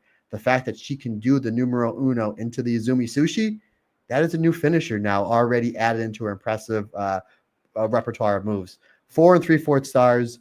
Unbelievable. Rob, I'm totally with you. Out of all 3 of these shows, my favorite match, and there was some phenomenal matches in the 5-star Grand Prix. And the main event, the next match we're going to talk about, was fantastic. This was all levels of great. And the fact they put this free on YouTube was just a free commercial, not only for Stardom, but for people to see how great Bozilla is and how truly special of a talent that Azumi is. Azumi, very much like Starlight Kid, is breaking into my top 5, top 6 favorite wrestlers in all of professional wrestling this year. And Bozilla is on a completely another level. Again, we were fans of her before.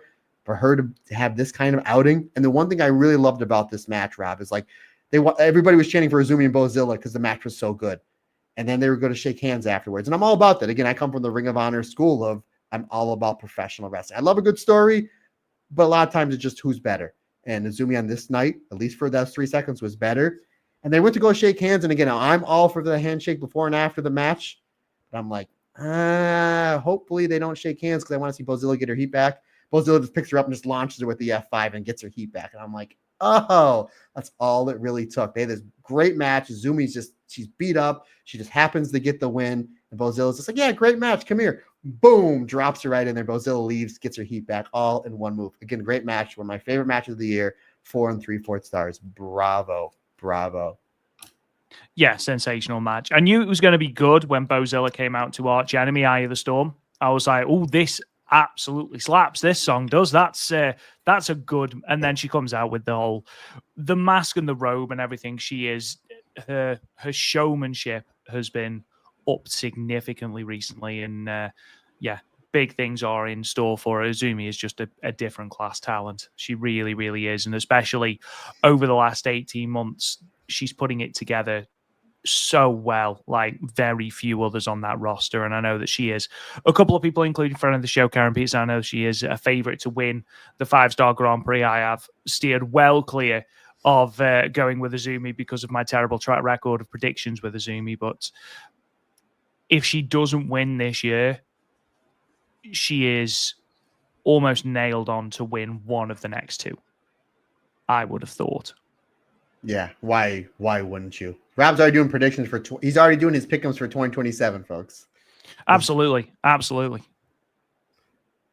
Moving on then to the main event, the Goddesses of Stardom Championships match. And Matt, if we weren't already hearing Bozilla chants in the crowd, Ruaka got one of the biggest pops that I've heard in Korakuen Hall for a long time when she pinned Hanan in this match. They were a big Ruaka crowd. And do you know what? This match, I was happy that BMI 2001. I think it was a great way to end Wingori's run. Plus, it means we've got something to go back to as well. It was funny because the day of this show, when I got home from work, obviously I knew the result of this match. Me and Andy Header and I re-recorded our Wingori versus Soripoi free episode. The very end, he's like, I just think Wingori's going to hold this belt for at least to the end of the year. I was like, oh, buddy. I said, you weren't on social media today. He's like, nope. I was like, all right. He said, did they lose him today? I said, they lost him today. He's like, so my prediction, I said, your prediction is wrong, good sir. It's like, oh, well. Wingori, even though they're not the tag champs, still put in another tag team match of the year with BMI 2000. I think me and you both agree BMI 2000's best match. Again, Wingori's on a complete another level. I liked how they kind of stayed clear. I know a little bit in the Hate versus Team Sorry, they did some brawling. But for the most part, this show kind of stayed clear from that big wild Korakuen Hall brawl. This match starts off, the bell rings, because how this match was built up in tag matches over the last 5 or 6 shows. So there's bad blood. The bell rings, 4-way forearms fest to start, and then we get the crazy brawl all throughout the arena. And I mentioned this, I think, last week or the week before. Usually in these Wingori tag matches, it's Saida that takes the heat, and then Hanan, because Hanan's kind of the bigger star. And we love Saida, but Hanan's the bigger star. In Wingori, she comes in on the hot tag. We've noticed Hanan's been taking the heat, and I mentioned, boy, Hanan's a really underrated seller. We just don't get to see it that much, and she does a great job building up the hot tag to Saida in all these matches, and this was no exception. After we get the crazy Hate Korakuen Hall brawl, we get some really good heat on the Hanan. They build up that hot tag.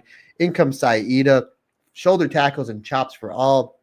She's full of all fire. I'm really excited to see what Saida does in this rest of this 5-star Grand Prix, because their match on night 1 was terrific. Really excellent stuff there. And then basically Wingori, then they come in. We get some great tag stuff from Wingori. Then BMI 2000, they break up the party there with some great BMI 2000 teamwork. So again, I like how after the hot tag, we get Wingori teamwork, we get BMI 2000 teamwork, because ultimately it is a tag match. So we're showcasing how great these two are as tag teams. Hanan hits the backdrop onto Ruaka, Natsukatora with the last second breakup.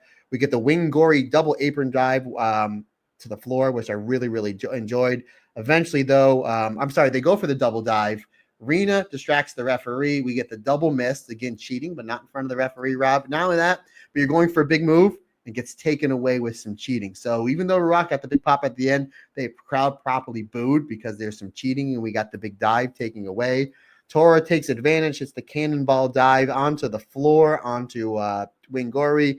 We get the BMI 2000 stereo splashes onto Wingori. It does look like that Ruaka is going to put away Hanan. Hanan trips up Ruaka. We get the 17 roll-up, which was such a great falsie, because we've seen in some of these big Wingori tag matches that they win with the 17 roll-up. Again, look back at the match from the conversion against Soripoi. That 17 roll-up comes out of nowhere, and it could get you. That's only a 2.9 count. Eventually, though, we do see Natsukatora and Ruaka some teamwork on Hanan, some teamwork on Saida. That opens up the door for the straightjacket German suplex onto Hanan. Ruaka getting the biggest win of her career in Korakuen Hall just a few days before the big tournament. 4.25 stars. Really great stuff. And now what I'm really interested in this 5-star Grand Prix is the redemption of Wingori, especially Hanan, because now this opens up the door for Hanan to have a really great run to build herself back up as a singles wrestler in this tournament, Rob. And what a better way to do it than in the 5-star Grand Prix. It just happens to be right there 3 days later. Funny how that works out, good sir. It's interesting to see the downfall of stars since Hazuki and Koguma have left, because not only have Wingori dropped the Goddesses belts, all 3 of them then lost on the opening night of the 5-star Grand Prix. And I do wonder if they're doing this deliberately as a way of sort of them saying, right, we need to change something. Something needs to change so that we can rehab the image of stars, because at the moment something isn't right. It's great for Ruaka. I'm really, really happy for her. The moment that her and Tora came out in new t-shirts in new BMI 2000 t-shirts. I was like, I wonder Something's if afoot. Something's afoot. Something is afoot. I smell something. But yes, it was a very good match. BMI 2000 are always a very, very solid team. And I think a run at the top with the championship is exactly what they need. And I think if they hold them till the Goddess of Stardom Tag League, you've got a lot of different options that you can then throw at them. You've got Saori Poi. You've even got someone like Peach and Lily as a fill-in tile defense. Like, what a birth of fire that will be for Uriah Himi. Obviously, you've got Sayaka Kurora and Aya Sakura. You've got Wingori to go back to. You've got FWC. You've got the Reiwa Tokyo Towers, who, by the way, I think it will be who dethrones them. Just putting that out there, putting that into the universe. Sakura Demon is who I'm going to say Sakura Demon. Or Wingori, or it's back to Wingori, because I mean we've seen you don't get too many repeat champions with the Wonder and the World, but we've seen it happen before with the Goddess belt. Plenty of times, yeah. So maybe they just want to take the belts off Wingori for the tournament to build them back up in the tournament, and then plus it gives a little more shine to Ruaka and Tora because they're coming out with champions. They're two champions in the tournament, so there's a lot of good that really comes out of it. Would I have booked? I understand why they did it. I would have rather have Wingori win just because, in my opinion, they're the tag team of the year. But at the same time, you basically just elevated your other members of Hate at the end of this show. And by the way, Rob, the other three members that were in a tag match, they got some decent reactions in this Korakuen Hall show. So I think they did a great job capitalizing on all the hate love for an oxymoron, I guess, Rob, like Jumbo Shrimp, or Pretty Ugly.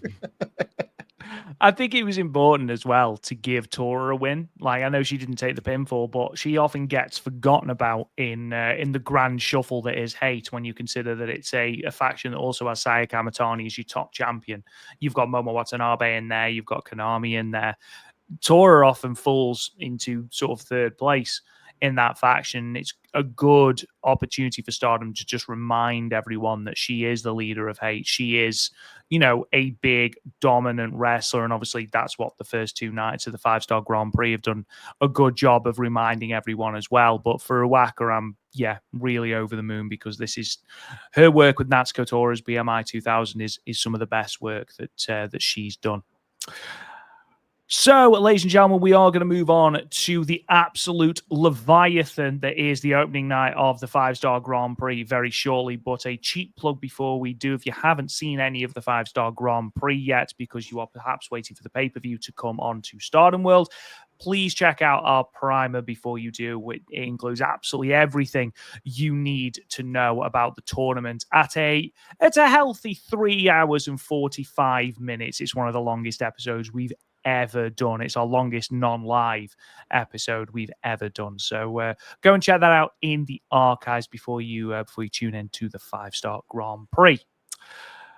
With that being said, Matt, let's go straight into the opening night. Ota Ward City Gymnasium on the 27th of July 2025 for the opening night of the biggest 5-Star Grand Prix in history. 32 competitors, debutantes: Lady C, Azusa Inaba, Waka Tsukiyama, Sayaka Kurora, Sari Hanako, Uriah Himi, Aya Sakura, Rina, Bozilla, Rian, and Hina. It was also B. Priestley's first Stardom match since the 4th of April 2021, and her first 5-Star Grand Prix since 2019. Just something else I wanted to point out to you, Matt, that we didn't necessarily touch on in the primer. This is the first tournament since 2013 that does not include Mayu Iwatani. It's the first tournament since 2016 to not include Tam Nakano, and it is the first tournament since 2020 to not feature Maika or Shiori. So an interesting tournament lay ahead with those four big names out of the tournament. In terms of the attendance, the announced number for Ota Ward was 1,783. Now, it is a significant drop from the Natsupoi and Sioriano 10th anniversary show, a 37.15% decrease from the 2,837 that they drew on the 31st of May. It is still the fourth highest attendance Stardom have drawn to the venue from the 12 times they've run it. It is also the highest attendance for an opening night of the 5-Star Grand Prix ever, beating out the previous best, which was 1,747 from the 2023 5-star Grand Prix. It's also the highest non-final attendance for a 5-star Grand Prix show as well. And just to add even more context, it did outdraw the first of the 2 nights New Japan ran at Ota Ward City Gym for their G1 Climax, where they drew, I believe, 1,300 people for the first show. Though they did get something of a better number for the second night. I believe they crossed 2,000 for that second night. But again, even though it is a decrease from the Sayori Poi 10th anniversary show, it is still a very good number for a multitude of reasons. Right. Go on, Matt. I was going to say, I just want you to repeat that. So you're telling me the 5-star outdrew the G1 in this building? So New Japan ran 2 back-to-back shows in Ota Ward. The first night, yes, this outdrew. Wow. And it's Tanahashi's last 5-star. So this is, wow. Our G1, excuse me. I don't think he hasn't been in the 5-star. He should be. Him and Fukin Death. Oh, man. Rocking out with the air guitars. That would be a tour. Wow, great number. Go ahead, continue, good sir. Right. Okay, so 17 matches on this card because we had 16 singles matches and Stardom decided that on top of that, we needed a pre-show 6-woman tag as well. So I'll go through all the results. It will take me a while. 6-woman tag team match, Fukuoka Double Crazy, Hazuki and Koguma and Akira Kuragane defeated MMI Shima, Kikyo Furusawa and Saki Kashima, with Akira Kuragane pinning MMI Shima with a half-hatch suplex in 11 minutes and 28 seconds. The 5-star Grand Prix started properly. Red Stars A, Saya Kamatani defeating Lady C with a Frankensteiner in 7 minutes and 28 seconds. Blue Stars A, then Amisori defeated Aya Sakura with a like a thunderbolt in 4 minutes and 1 second. Blue Stars A again, Miyu Amasaki defeating Uriah Hime with a Tenzai in 2 minutes and 42 seconds. Red Stars B, Rina defeating Rian with a Pink Devil in 6 minutes and 35 seconds. Blue Stars B, Momo Watanabe defeated Momo Kogo in the Battle of the Momos with a crossface chicken wing in 2 minutes and 51 seconds. Red Stars A, Meisera defeated Waka Tsukiyama with a shooting star in, checks notes, 28 seconds. Blue Stars B, Suzu Suzuki defeated Hina with a tequila shot in 6 minutes and 14 seconds. Red Stars A, the returning B Priestley defeated Yuna Mizumori with a Plan B in 7 minutes and 27 seconds. And Matt, this is this long. I'm going to have to take a break to take a drink because, yes, the quick results are that long. We need an interval. While you're doing that, buddy, you missed Hanako versus Rani Yagami. That was before I did miss. I did. Well, that was you did that purposely so you can take a drink and then I can interject. So that's how teamwork goes. Tag in, tag out. We're cutting the ring off on whoever the baby face is. I guess it's Waka for the sake of this podcast. Continue, good sir. Yeah, Blue Stars B, Hanako defeating Rani Yagami with a JP coaster in 6 minutes and 55 seconds. Red Stars A, Azusa Inaba defeated Hana with the Baba Killer in 5 minutes and 37 seconds. In the only draw on the entire show, Blue Stars A, Bozilla and Ruaga ended in a double countout in 8 minutes and 42 seconds. Blue Stars A, Sayori defeated Saya Ida with a modified arm breaker / knee bar combination in 10 minutes and 50 seconds. Red Stars B, Natsuko Tora defeated Azumi with the Azumi Sushi reversal in 4 minutes and 18 seconds. Red Stars B, Tomoka Inaba defeated Starlight Kid with the Tomoka Stranglehold in 14 minutes and 13 seconds. In your semi-main event, Konami in the Blue Stars B block defeated Sari with the Sleeper Hold in 13 minutes and 24 seconds. And then in what I thought was quite an interesting choice of main event, Red Stars B, Natsupoi defeated Sayaka Kurora with the Fairy Ring in 11 minutes and 56 seconds. Matt Turner, an absolutely mammoth show. And before we get into the show itself, I am going to bring up the one negative that I know I'm going to bring up. 16 singles matches. Okay. Now, I know that you are a glutton for punishment, and I know that we could put 25 singles matches on there, and as long as it's Stardom, you'd be more than happy. From a fan aspect, you are risking severe burnout by putting this many matches on a card. Now, I know that this isn't the norm for every single 5-star show. However, Shame. Should be. this card's too long. Far, far, far too long. And actually, I think the fact that it was so long actually counted against it, because if you look at those first couple of matches, these are the run times for the first 5 matches on this card. Okay, it's all singles matches. So obviously we had the pre-show 6 woman, which was one of the longest matches on the card. Explain that to me. 7 minutes 28 seconds, 4 minutes, 2 minutes, 6 minutes, 2 minutes, 28 seconds. Now, I don't think that those matches are getting any. There's no point in them being on the card. 2 minutes and 42 seconds, 28 seconds, 2 minutes and 50 seconds. I think at the point of 16 singles matches, there is simply too much on this card. Now, there are some absolutely fantastic matches on this card, and we're going to get into it. And everything I say otherwise is pretty much going to be positive. But this was far too much. I couldn't watch this all live. I had to break it into 2 segments because it was just too much. I was so burnt out with it by the time I got to B. Priestley and Una that I was like, I'm going to have to watch the rest later, because it was basically like 2 entire pay-per-views in one. Yeah, I mean, I'm insane. So I watched this live, and then I took a nap. I went to church. I went to the gym, and then it was my wife's birthday, and then we did dinner the night before. My wife is very much, whenever we go out to dinner with my sister-in-law and her boyfriend, they want to do dinner, and then after drinks, and then everything else. And Amber was like, nope, Matt needs to get up because he's getting up at 2 a.m. for the 5-star. I said, well, you can go out. I'll take an Uber home. She's like, no, we're going home. So thanks, honey. She knew how to celebrate her birthday by putting me to bed early. But anywho, Rob, again, I totally agree. I had some really good ratings for these fast matches, and even the 2 Momos, like 2 minutes and 19 or whatever it was like the bell rings and Momo Kogo was like out for blood. It was like, holy geez, she was so great in that match, and we'll get into it. But I totally agree. I think that the reason this would have been 1,700 people, I think it would have been a higher draw if it was less match. I think people looked at 16 matches and like, that's a lot to sit into an arena for. That's a lot to sit in an arena. Now, a lot of people I saw as the show was halfway over, they were complaining these matches were too short. But if each match was 7 to 9 minutes, you'd be complaining it was a 6-hour show. So it's just like, you're going to upset some people and some people you're not. What I would have done is what they did in years past in 2021, 2022.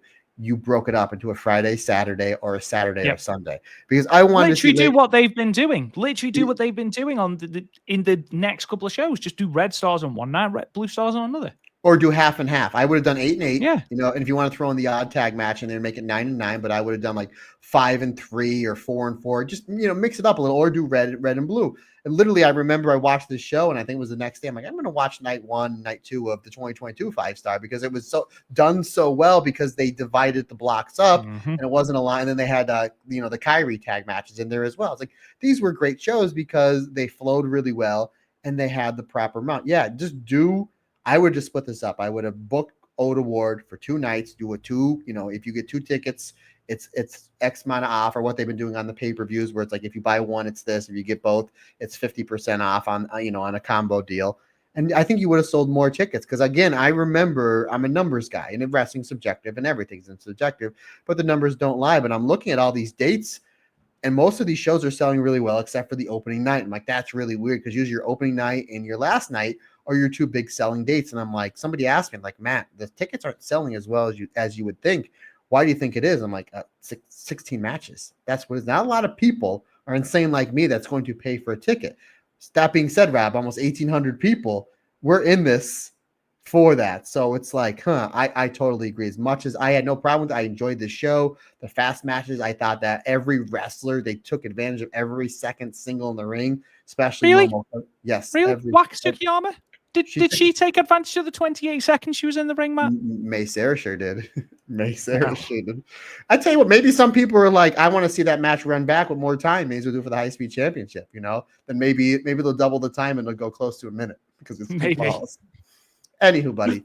Again, I totally agree with you. I enjoyed all of the matches at Stardom. I just enjoy everything in general. I'm a happy-go-lucky guy. I thought it was really funny that right before I was going to bed, they were like, "Oh yeah, we have a pre-show match." Yeah, because 16 wasn't enough.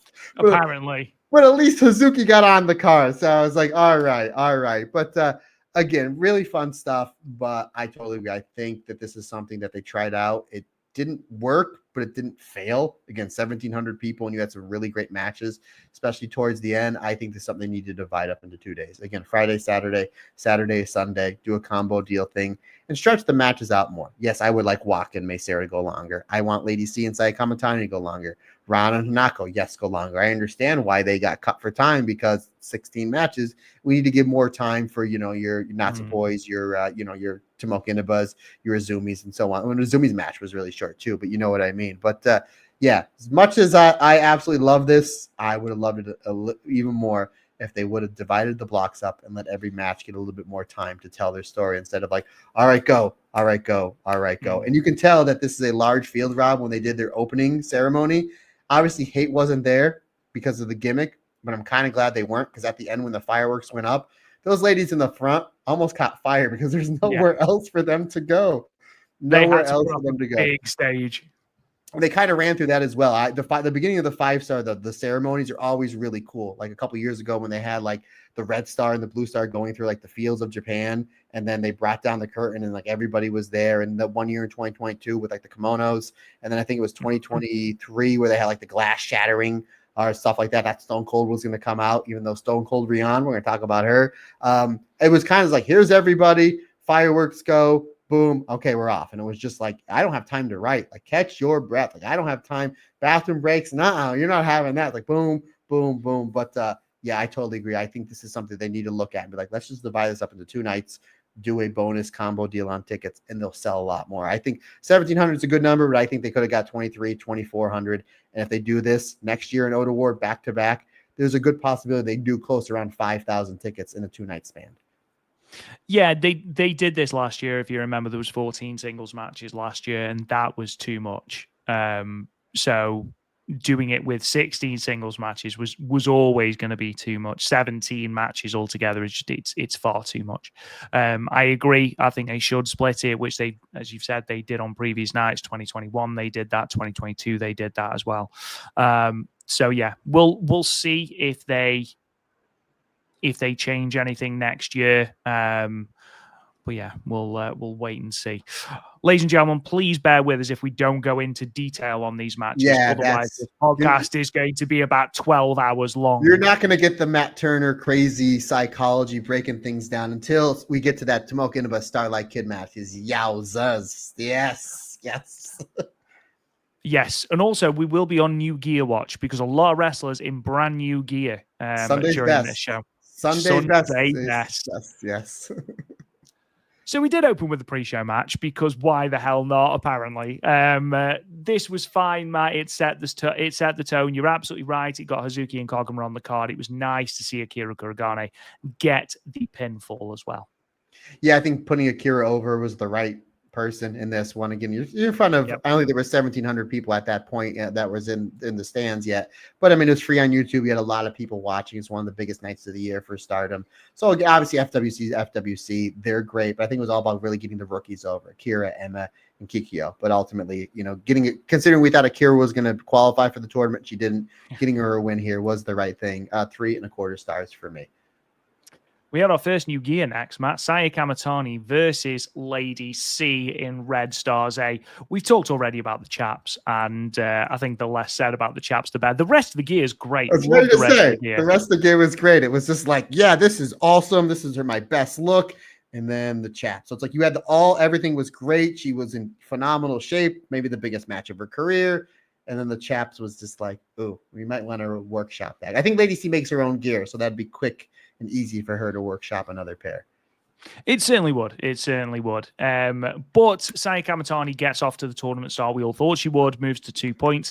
Lady C put in a solid performance, but again, 7 minutes and 28 seconds. They were never going to be able to have the caliber of singles match we know they'd be able to have if they were given 12, 13, 14 minutes.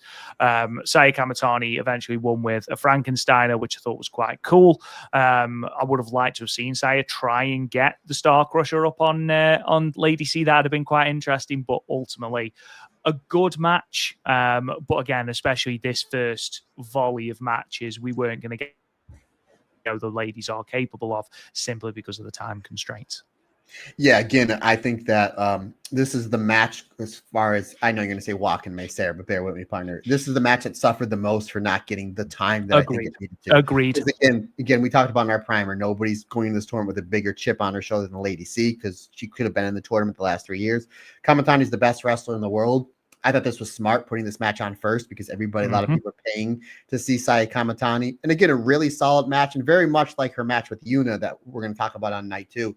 Just as it really started getting to that next level, like that Kamatani level, like it ended. I'm like, oh, I just wanted more time.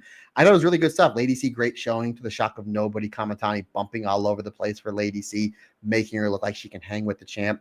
Ultimately, Lady C goes for that choke slam, and then as Kamatani's like coming down for the Hurricane, she's just like floating in air. Like she's like just floating like she does on that springboard crossbodies. Hits the Hurricane, really great finish. Again, this goes 11, 12 minutes. It's probably around 4 to 4.25 stars. I still have 3 3/4 stars, Rob. I thought it was a really, really solid outing. We moved on then to our first Blue Stars action, which saw Amisori and Aya Sakura. Only given 4 minutes this one, but I actually thought these two maximized their 4 minutes more than Saya and Lady C maximized their 7, if that made sense. I actually thought there was more in this. Now, again, this could have gone 7, 8, 9 and would have been a really, really, really good match. But again, I'm not going to repeat myself. That could be the same for every single one of the matches. I thought this was good. I thought Amisori's victory came a little bit out of nowhere, which I think, again, speaks to the time constraints. But overall, I thought these two had really good chemistry, and I would love to see these two roll it back because you've got the power of Lady C, the submission of Aya Sakura, which they really did play up to here, trying to weaken the arm of Amisori with the modified triangle. I just would have liked to have seen it go longer, obviously. Yeah, these two are hard hitters. And as soon as this match started, again, I think everybody was like, especially in these first 5 or 6 matches, like you don't have much time. As soon as the bell rings, there's no feeling out process. There's no let's work the crowd. Like they get right into it. And again, 4 minutes. This reminded me of that Strikeforce fight years and years ago between Nick Diaz and Paul Daly, where only goes 1 round, but it's arguably the greatest fight in the history of MMA. I mean, it is nonstop. Yeah, it doesn't need to be that Dan Henderson versus Shogun 25-minute bloody war. You can still have an entertaining fight in less than 1 round, and they had an entertaining match in less than 5 minutes, considering the fact these styles that they both work. Amisori hard hitting at any minute, kayfabe wise, it looks like she can end the match, and Aya Sakura with those kicks working into the submission at any point in time, she could end the match. I think that's kind of the way they worked it. Excellent stuff. Again, 7, 8 minutes, it would have been next level. Still 4 minutes, great stuff. Hard hitting action. They got in each other's face. It was who was going to go down first, who was going to hit the hardest, and it might have been Aya Sakura's head that hit the hardest when she hit the mat like a thunderbolt. 3 3/4 stars. A great way for Amisori, my wife's pick, to start off the tournament, sir. Yeah, we highlighted Amisori as a tournament favorite early on, simply because that she was going to get pushed hard in that 2024 tournament before the injury. And I think she's well positioned, especially with Syuri out at the moment, to really take the reins of God's Eye, which is what they need at the moment. Moving on then, Miyu Amasaki versus Uriah Hemi. More new gear, this time from Miyu Amasaki. Miyu Amasaki's gear is always great, and this was no exception. I thought Uriah Hemi did well, considering this match went, under 3 minutes. There's not a great deal to talk about, but I thought what she did very, very smoothly. And that's always a really good sign. Yeah, Miyu Amasaki, this is like her 4th new gear in 6 months. And I think I even put a tweet out. I think she takes half of her paycheck and puts it towards new gear, which is great because it's always really good. It's not like, well, this gear stunk, I need another one. Like, she looks great. She's constantly evolving her character, her look, and her in-ring work. And that's absolutely what you want. Again, Rob, the bell rings and Uriah just starts throwing those boots. She knows she doesn't have much time. We get some great stuff back and forth towards the end. It's really just a quick showcase for Miyu Amasaki, getting the win with her big finisher, the Tenzai, 3.25 stars for me. And new look Miyu Amasaki off to a good start with 2 points. Good, sir. It's all right, because Uriah Himi will definitely get more time in her next block match because she's got, check notes, Bozilla. Well, Bozilla likes to play with their food first. You know what I mean? So I think it will go more than 2 minutes and 42 seconds. That was going to be my next question. So unfortunately, Uriah Himi, if we're going over 2 minutes, let's go over 3 minutes. Bozilla eats up and spits out Uriah Himi. What do we think? I'm going to say 3 minutes because there's not 16 matches on the card. Well, that doesn't matter, apparently. If you're Waka Tsukiyama, that doesn't matter, mate. Poor Waka. Oh, Waka. Moving on to the first really good match on this card, in my personal opinion, Rina versus Rian. These two have got really good chemistry. And Rina comes out, long hair, new gear, excellent stuff. Very subtle changes. Rian comes out, new gear, really big fan of that. Feels like she has progressed or graduated from that rookie status with the new gear. But again, these two play off each other so well. Rian as the white meat babyface, Rina as this absolute brat. Really great to see Rina back in the ring as well after that concussion. And it's the first of 2 really good matches from Rian. We pointed out in the primer, Rian's not getting any points in this tournament. I'd be amazed if she picks up a time limit draw or a double count out or something like that, but she's not winning any matches. This is all about performances, proving that she can hang on these big stages, proving that she can have those great singles performances. And so far, she has more than proved that, because this was really, really good and one of my favorite matches on this card. Yeah, she's in 2 matches into this tournament. Again, we'll get into her Starlight Kid match when we're done with this. She's exceeded expectations, because I remember we were kind of like, we can understand I and Sayaka, and obviously we're happy B Priestley's back, and obviously Bozilla and Sorry. We're kind of like Rian, like, okay, let's see what she can do. Again, it's the opportunity tournament, and she's taking that ball and she's absolutely hit a slam dunk, home run, field goal, whatever you want to call it. Absolute home run. Rob, obviously this is something that I need to bring up. I was in high school in the 90s, the height of the Monday Night Wars. Rob, you're a teacher, so this probably won't shock you. I spent a lot more time reading the after magazines than I did reading my algebra book or my history book. There's a lot of times I sat in the back and I was reading Pro Wrestling Illustrated. And Rob, I remember they had an article. I think it was either 97 or 98.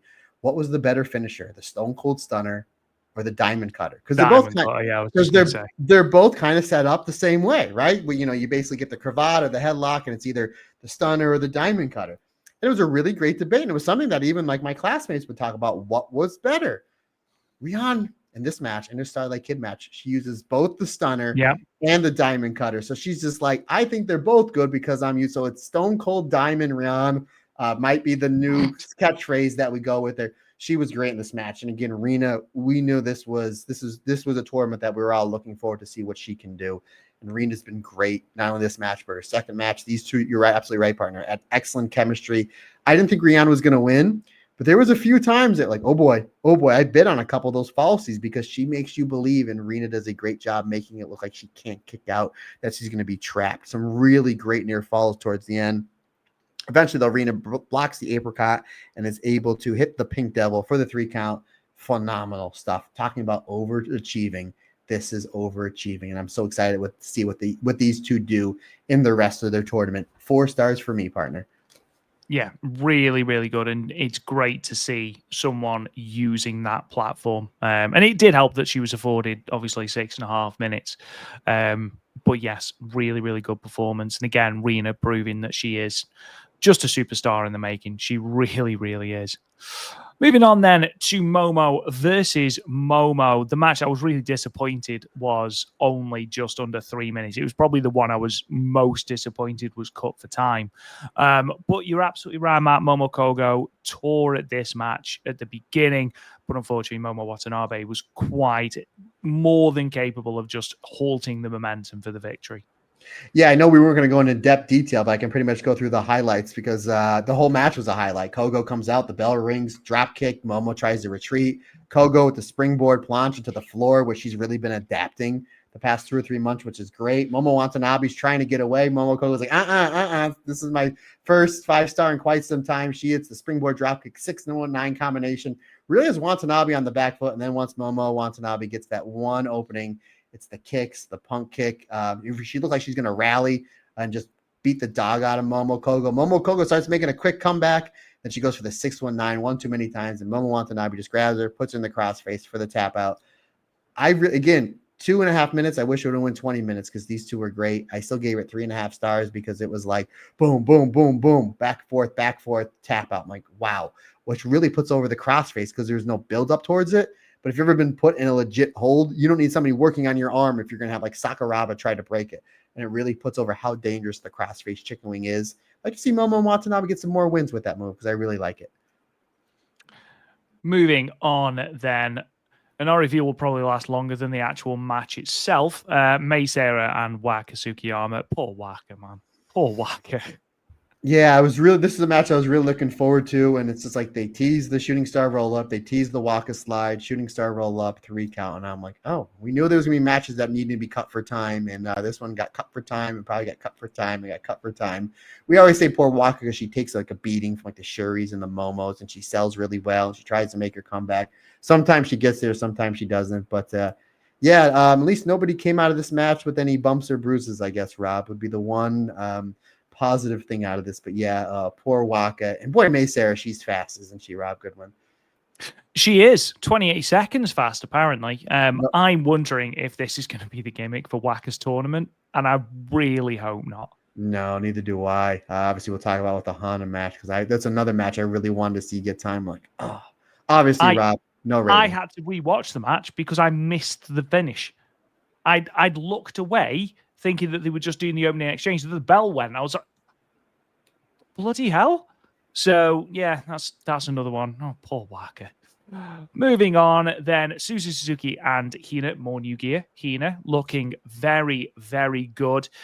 Again, Hina is someone I'm really interested to see how she does in this tournament. And similar to Rian, I thought she had a really, really good outing with Suzu, trying to match that aggression, really working well with Suzu and countering some of those more powerful moves that Suzu has. I thought this was a great partnership. It really was. And again, stuck record, this is another match I want to see go 10, 11, 12 minutes, maybe later on in the year, something like that. But this was really, really good. And also, it does highlight the progress that Hina has been making. I think this future Stardom reign has been a blessing for her.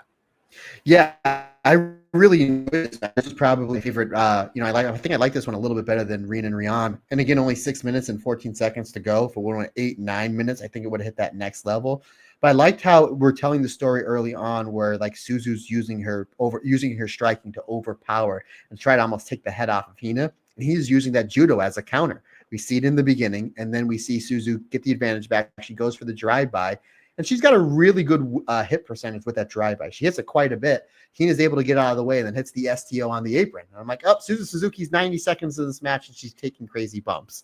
So, again, good on Suzu really putting Hina over. We get a nice forearm trade between the two, and then Suzu just starts dominating. She hits this really gross buckle bomb. I mean, she's just getting really, really violent on Hina.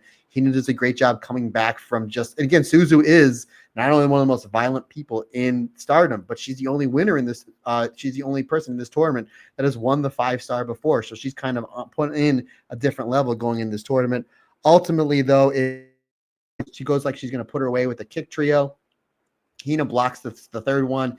Ghetto clutch, and considering the fact that all these matches are like being roll-ups, like, is this going to be another roll-up? So I kind of bid on there. I'm like, oh, this could be really near fall.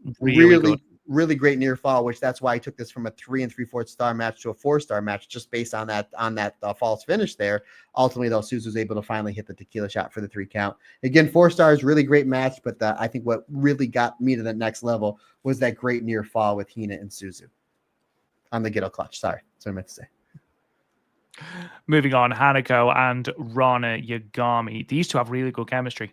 Really, really, really good chemistry. And it felt like, and this was the story for quite a few of them. The Amasori and Ai Sakura match is the one that sort of springs to mind, but it was just building to a nice crescendo, and then the finish happened. I was like, oh, fair enough. It was building, finish. And I don't feel like we quite got to the top of that mountain before we got there. However, did what it needed to do. I thought Rana looked really, really good. And I quite like the idea of Rana taking up the mantle of Syuri as Syuri's protege.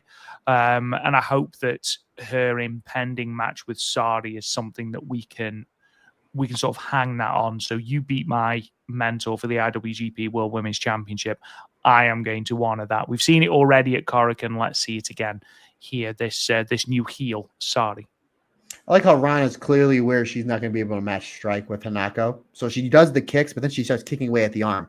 Like she's winning a little bit with the kicks, but she really starts getting her big opening when she's kicking away at the arm. I'm like, well, if that works, if that play works, stick to it. So I really like that. And I like how Hanako, even though she's the bigger, more imposing person, a lot of this match, she's on the back foot, which is putting over the striking, especially the kicks of Rana Yugami. Rana builds that to the beach strike, the double armbar. Ultimately, though, you're right, Rob. As this match is just getting going, we get the big lariat and the JP coaster. So even though Hanako got the win here, this was like 65, 70% Rana Yagami, which is really cool seeing Hanako on the back foot. And even though Rana's the one looking at the lights, she really gets put over in this match for her striking. And again, we've seen it from time to time being used. Hanako needs to be using the JP coaster as the finish. Like the Shirasagi is really good. That's great, but we've seen her win matches with lariats and like that stalling suplex. That's all good and well. I think the JP coaster is kind of like her best move, and I'm glad she used it here.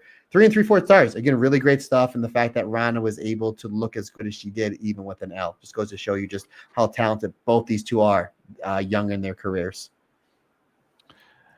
Next up, Yuna Mizumori versus apparently the tropical bitch, B Priestley. According to, I am just saying what Yuna Mizumori called her at the start. We were wondering, we were interested to see how B Priestley would do back in a Stardom ring, and I thought that Yuna Mizumori was the perfect opponent for her to have in this opening match. Yuna Mizumori, one of the most underrated performers in a Stardom ring, and I thought her and B had really, really good chemistry. And actually, B has had 2 very good matches to open up the tournament. This, and especially the Azusa Inaba match, which I thought was very good. I thought this was a really good reintroduction for the former World of Stardom champion. And to my knowledge, Matt, and obviously you'll know a little bit more having been between those ropes, no ring rust whatsoever that I could see. No, not only that, obviously we've seen B Priestley, pretty much her entire heel run in Stardom. Very cocky, arrogant heel. And I think that's what she was trying to come across here, but you can tell and you could even tell in the opening package where they showed everybody that she had a big smile on her face. She was trying to fight. She's so happy to be back. That's what I was going to say. She takes those first few steps into Oda Ward, and she was grinning ear to ear. And we always say, ultimately, wherever somebody wrestles, we just want them to be happy. Just anybody in life, we want them to be happy. B Priestley seemed like she was in her element. Back in Stardom, back in the 5-star Grand Prix, back in Japan. She was so happy to be back. Her and Yuna, they start out fist and fire with hard-hitting strikes. B Priestley is such a great underrated striker. We know Yuna is a great striker as well. This match quickly goes to the floor. Yuna gets the advantage. Yuna hits that clothesline, sandwiching B Priestley in between her arm and the post. I'm like, yo, B Priestley is back. She's taking lariats into the post 2 minutes in this match. Like, this is World of Stardom champion B Priestley. Yeah, I thought she was great. Really great stuff. Great selling. Obviously, the selling she did in the Azusa match was phenomenal. Really excellent stuff. Just really great back and forth stuff between the two. B Priestley hits that double jump, foot stomp. If you remember back in her Stardom days, she did quite a bit. I thought that was great. Yuna fights back with a big lariat. She hits the Hawaiian smasher for a 2 count. B comes back with a big German suplex. She goes for another one. Yuna blocks Tropicana. Again, all these darn roll-ups. You're biting on every one. I thought that was going to be the finish. Eventually, B hits the trio of the Regalplex, the B trigger, and the sit-out powerbomb known as the Plan B for the finish. 4 1/4 stars. Absolutely love this match. Yuna shined even in a loss. And again, it was just so heartwarming to see B Priestley happy and back in her true element, which I really think her element is Joshi Puro Wrestling, Rob Goodwin, because she fits the scene perfectly.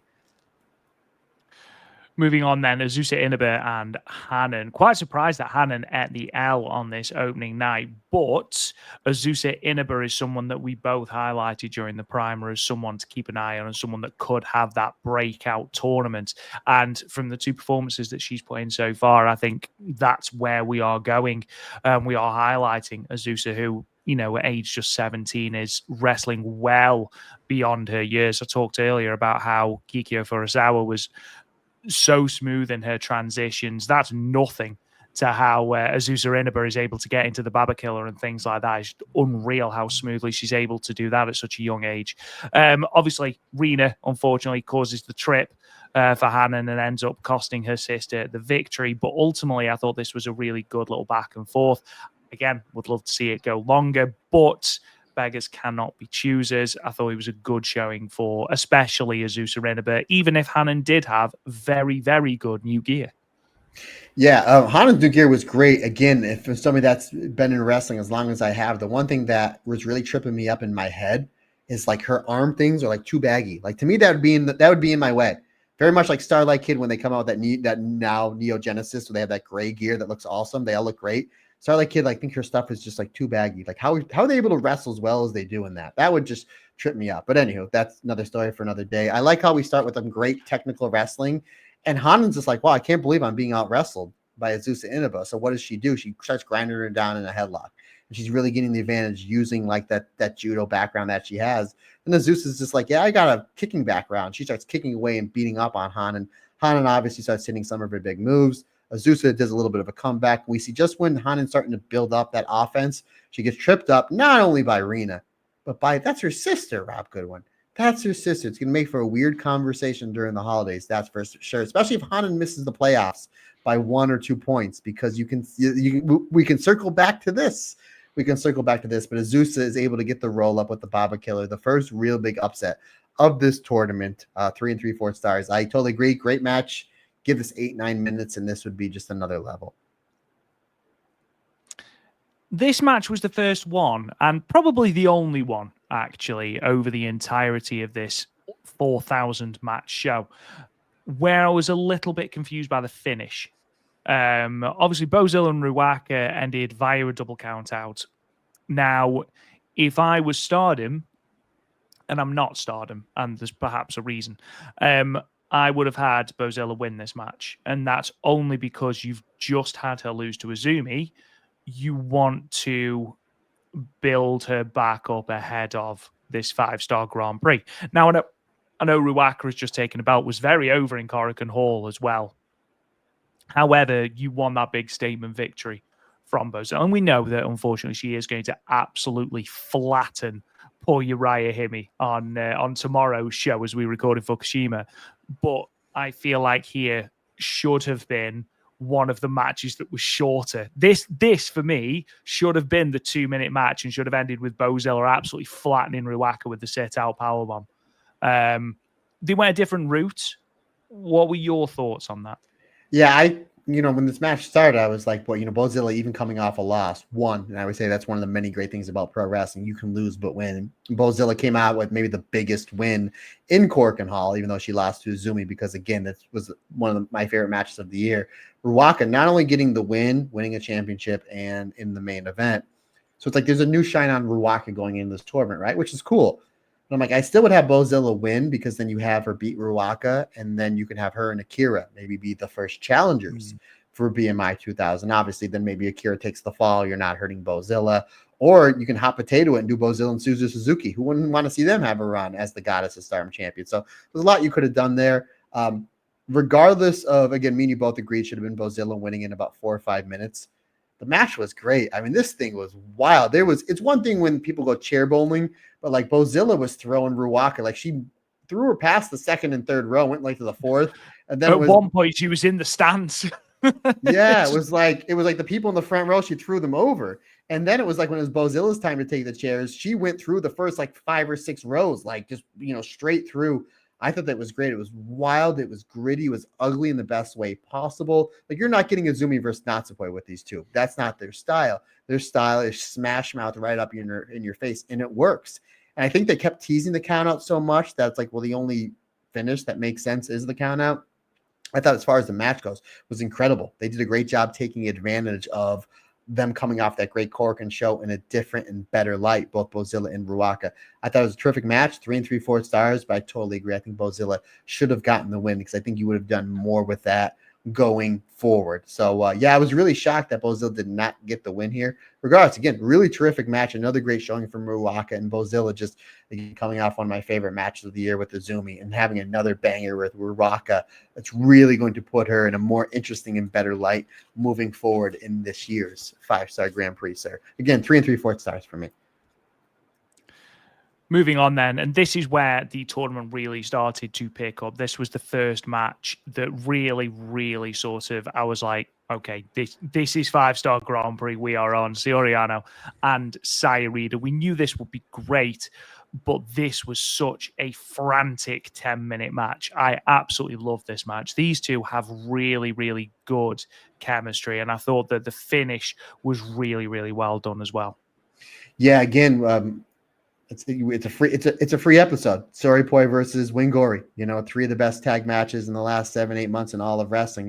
Again, me and Andy Header just did a trilogy review of it. It's on the free feed. So it's like you have 2 of those wrestlers in this match where you get really great chemistry. I love it how like Anna's trying to use the boots to try to slow Ida down. Ida's just eating them. And once she finally gets that first few chops, Rob, it's chops in the corner, it's chops in the middle of the ring. And then she does like mounted chops. Like we've seen before, like mounted forearms. But like she's mounting double sledge chops to Soriano. And Soriano, right after the match, she put what the top of her chest looked like after the match. And we kind of figured it was going to look like hamburger meat. And it sure did, because she probably took about 40 chops from Ida. Like Ida really broke her down.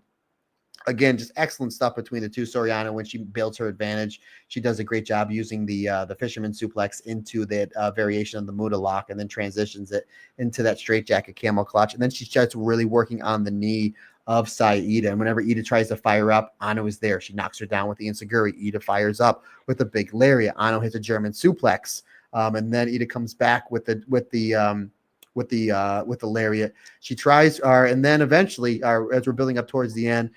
And again, I like it in these big matches, especially when you're building this up with like bomb after bomb after bomb, that you chain 2 finishers back to back. And the finisher was the Tom's Tundra. And instead of going for the cover, she's right there. She goes back to the knee and basically does a knee bar into the double wrist lock, which I believe she calls the Gambari lock, or that might be the catch term for it. I could be wrong. If I'm not, let me know. But I think like the snake pin in Japan, I think they call that the Gambari lock. At least that's what I was, what I was told. 4 1/4 stars, Rob. Again, I can talk about this match all day long. This was really terrific stuff. And we know that some people may be listening to this podcast that haven't watched the 5-star yet. Definitely take that. I know with the zillion matches, this is definitely one to actively seek out. 4 1/4 stars. Again, just a phenomenal match between these 2 next level wrestlers. Oh yeah, everything from this match onwards are ones to see. Ones that are 2 minutes and things that perhaps you can skip. Everything from this match onwards is really good. And what I found from this next match, Natsuko Tora and Azumi, is that Azumi is a low-key member of the Wyatt family. Because who knew she could teleport into the ring, Matt Turner? Yeah, I was literally doing my notes from the previous match, trying to catch my breath, and all of a sudden there comes Azumi. She jumps Tora, giving Tora a little taste of her own medicine. So I like that. We're seeing more of a violent, vicious side to Azumi. Again, she went strike for strike and chopped down the tree. That's Bozilla. Now she's jumping the leader of Hate, former World of Stardom champion. So again, we're seeing a more aggressive, violent side of Azumi to go along with everything else that she does. Again, I really think that we're on the precipice of main event Azumi. And obviously she's toyed with the main event before, but I think that after this tournament, we're going to put her in like with the Saya Kamatanis, with the Starlight Kids of constant main eventers. You can put her in a main event each and every show, and people are going to believe it, and they're going to buy into it because she's a next level performer. She really is. We see that here with Tora. I mean, she really starts beating. Tora finally blocks the La Mystica. She hits the cannonball, a big suplex. Tora hits the sit-out DVD for a 2 count. Azumi comes back with the La Mystica. She goes for the Azumi Sushi, but Natsuko stops midway, stacks Azumi. And then again, there it is, another roll-up, Rob, another version of the roll-up for the 3 count. 4 minutes and 18 seconds. This was kind of a good palate cleanser coming off that fantastic match that was Ano and Ida. And again, as much as like 16 matches is too much, I thought the placement of these matches really meant something. Like I mentioned before with Hina and Suzu, I bet on that Gedo clutch because of how many matches ended up that, that really added to it. And again, I really liked how Natsuko Tori is able to sneak one out on Azumi. But at the same time, even Azumi losing in less than 5 minutes doesn't hurt her, because we saw another super aggressive side of Azumi. So when it comes down to it, as beautiful and almost perfect as, and not almost, as perfect as a wrestler as Azumi is, we now know that when it comes down to, throwing soup bones, as the Undertaker would say, that she can get down with the best of them, buddy. Yeah, absolutely, completely agree. Moving on to another Red Stars B match. I know, Matt, this was something that you were very, very happy with. It's a very good match. Tomoka Inaba defeating Starlight Kid. Not only do we get to see this again, because they've pretty much guaranteed us now a white belt match between the pair. And if it's anywhere near as good as this, then we are going to be very, very, very happy. But the match itself was executed perfectly. They both targeted the other's leg, and they did it in such a way that their selling was really, really good as well. And Matt, I know that that's a big thing for you, and you were really impressed with Starlight Kid's selling. Yeah, I think that, obviously Starlight Kid for years and years and years, she's used to that fast-paced matches. And now she's a main eventer, Wonder of Stardom champion. It's like, okay, you need to go from telling 10 to 15-minute stories to 15 to 20-minute stories. So it's like, well, what can I do to draw out the drama? More selling, more psychology. We saw it in the Izumi match for the Wonder of Stardom. We've seen it pretty much in every Wonder of Stardom championship match she's had, but especially, obviously the Rina, Kunami, but especially that Soriano match. I know, you loved the psychology and the storytelling. And she basically just took that and she took it over into this match and in the Rian match as well, that we're going to talk about, because they do everything so well. We have the ankle lock early on, and then Starlight Kid goes to the knee. So we're playing with the knee. We're going back with some of the knee stuff. Tomoka Inaba strikes or just really next level. And the way she hits Starlight Kid, and Starlight Kid selling, even in the mask, you can tell, you can feel her pain. She's emoting pain. And that's one thing to be a great seller. It's another thing to be a great seller when you're wearing a mask, because you can really feel that, because it's a degree of difficulty that not a lot of people can do. And Starlight Kid does such a great job selling, and firing up and showing frustration and fire and fighting spirit and pain and anguish in a mask. It really goes to show Starlight Kid is really on top of my list for one of the best wrestlers of the year. I like how it looks like Tomoka is going to put her away. She hits a buzzsaw kick and goes for the one shot, one kill. And when she does, Starlight Kid's like, I see it coming. She ducks it, and she almost so seamlessly, just ducks her head under, just happens to catch at the right part, and then goes into the leg crusher submission. I thought that was great. I thought that was going to be a falsie. Starlight Kid then goes to the top rope. She misses the top rope moonsault. Inaba then hits the one shot, one kill, but she can't follow up, Rob. Why? Because her leg hurts. I like that. I like how Starlight Kid goes for the home run after the leg crusher submission, misses, and then Inaba's like, I'm right there. Let me go for this move I tried a minute earlier. Hits it, and then she's like, oh, my leg. She just had that shot of adrenaline to get the move, but can't follow up because of the damage done to the knee. I thought that was great. She hits the Inaba drop, and then she hits the one shot, one kill, but then she goes to the knee bar, and they're selling and selling and selling. And one of my favorite finishers I've seen in wrestling in the last handful of years was that finish with Tomoka and Tam at last year's 5-star Grand Prix, where she's working on Tam's knee, the hamstring that was injured for so long. And she goes for the one shot, one kill, and Tam goes to block it. When she blocks it, she puts her hands over her face. Tomoka stops mid-kick and then does a low kick. She snaps it into the knee and then starts grinding away on the knee. And I love how she worked it, and eventually Tam tapped out. That was similar here. They basically use a very Wiggins style, catch wrestling style psychology towards the end, because Tomoka has her for the knee bar. And then it's like, okay, well, I'm not submitting her here, but I still have the hold. I'm still in the advantage, even though Starlight Kid's not tapping. So what does she go to do? She switches the knee bar. She goes for the figure four.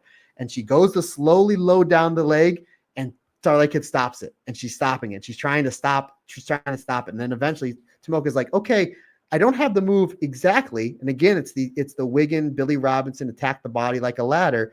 I don't have the submission, but I still have top position here. So then she puts her cutting bone number one, the above the thumb, into the Achilles in the back heel of Starlight Kid. That allows to open the door for her to drop the leg down into the figure four, and then cinches back up onto the lock, basically strangling the submission. The fact that was like a 2-minute process was like her working into certain things to get the advantage on Starlight Kid to finally get that submission. And Starlight Kid sells. It looks like she's just going to get to the ropes.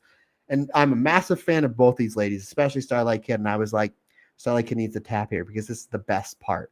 This is the best part of the match. It's not going to get any better. Literally the crescendo of the match is at the top, and she taps out at the perfect time. Not only that, but if you're on commentary for this match, Rob, the easy story to tell is, well, yes, Starlight Kid had to tap out because she has so many other matches to go. And if she held in longer, she could have risked injury.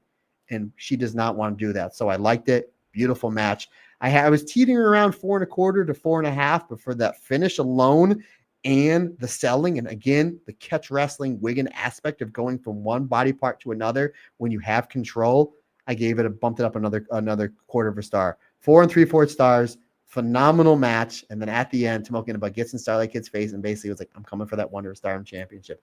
I thought this was genius. The back and forth, the selling, the psychology. Starlight Kid somehow continues to get better because now she's a main event wrestler. So she's adding in all that high-speed wrestling, but doing it in a main event style with her selling, psychology, and plotting things out. Phenomenal match, making Tomoka Inaba look better than she already does. Excellent stuff, buddy. Again, 4 3/4 stars. My match of the tournament. We move on to the semi-main event. We're nearly there, ladies and gentlemen. We've nearly finished the first night. Still got another night to do, but we've nearly finished this night. That's a breeze compared to this. Really is.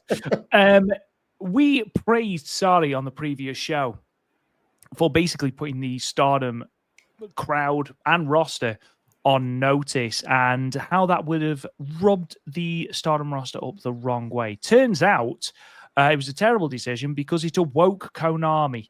And this is the Konami I absolutely love because Konami took everything Sari tried to dish out and dealt it back twofold. I absolutely love this. And we talked during the primer of how Sari was going to be able to we talked during the Syuri match, okay? So Syuri is able to dish back what Sari dishes out. How is she going to do in the 5-star when you've got Momo Watanabe doing that? You've got Konami doing that.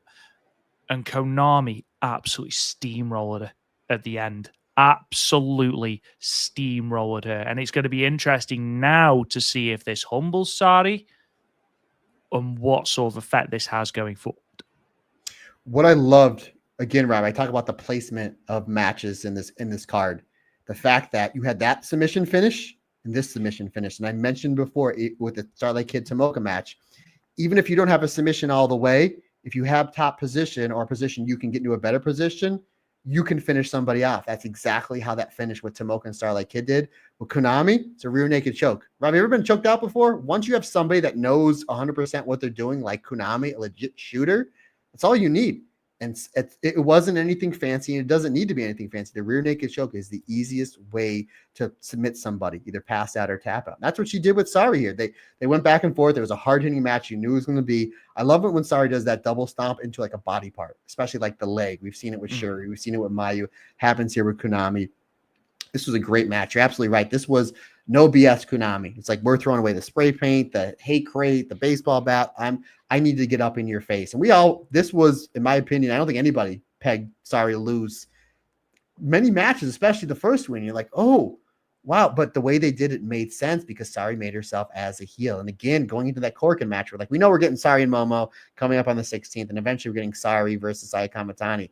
But it's like, oh, we got a phenomenal match. And maybe they run this back for IWGP. It's right there. Why not? Sari's got to get her win back. I think that's the way to do it. And everybody's going to want to see it because this match, we knew it was going to be great. But damn, Rob Goodwin, this was another level of great. Again, this was I'm going to say something and I'm going to finish I'm going to say something. I'm going to give you something to think about. I'm going to finish my saying. I'm going to tag you back in. This is the best Konami's singles match since her white belt challenge against Arisa Hoshinki. So I'm going to let you marinate on that for a couple seconds. And whether you disagree or agree with me, if there's anything else, regardless. But yeah, really great stuff. Just the slaps, the forearms, these two really laid into each other. Konami not taking a step back. Like, I'm not intimidated by you. Buzzsaw kicks, brutal stuff to Sari. Sari eventually catches one of the kicks, dragon screw leg whip, locks in that figure 4. Then Sari goes to the top rope, hits a top rope stomp, this time onto the solar plexus for a 2 count. She hits the Uranagi for a 2 count, and she's like, I'm not done. She goes for the wrist clutch version. Konami, again, knowing how holds work and how joints work, is able to lower her weight, get wrist control, take Sari's back. I got the back, locks in the rear naked choke. Even though Sari looked like she was going to steamroll her towards the end, All it takes is I just took your back, and then you just made one mistake, got a little bit too cocky for 1 second because she almost held her there for a half a second too long. That gave Konami the advantage to be able to squat down, take Sari's leg, kind of tie it up, and then she was able to pop her hips, and then she's like, I got your back. I'm locking a rear naked choke. It's a simple move.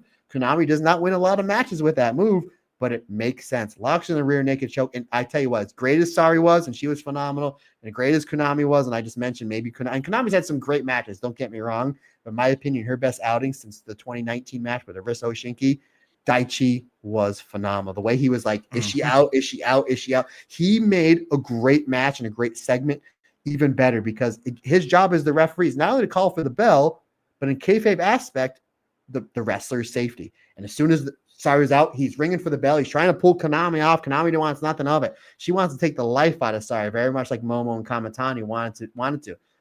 Konami's now somebody who can say easily is going to flirt with the main event scene for a while now, Rob.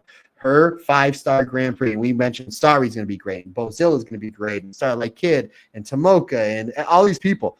I'm now more invested in Konami in the rest of this tournament because of this is what we got. Great match, 4.5 stars, excellent stuff, and now you know that you're going to see this match ran back with Sari versus Konami for the IWGP. And this might be the way to get Shuri back in, because what if it's Sari that just stomps Konami at the end, and it's Konami's former protege, our Konami's former basically mentor, Shuri, that comes out and was just like, look, Konami, I don't like you, but I don't like this person that took my belt, and I'm vowing to get it back. It's an easy story to tell to get Shuri back into the fold.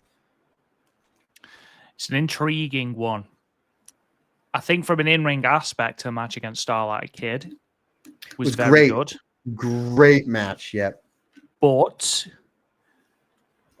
because of the story going into this, the wider story going into this with Sari and Stardom and Sari and Hate in particular, and the way this felt more like a fight than it did a wrestling match, I'm inclined to agree with you. I think this is the most dangerous Konami has looked in years. And if that's something that she takes into the rest of the tournament, we might have completely overlooked her. And do you know what?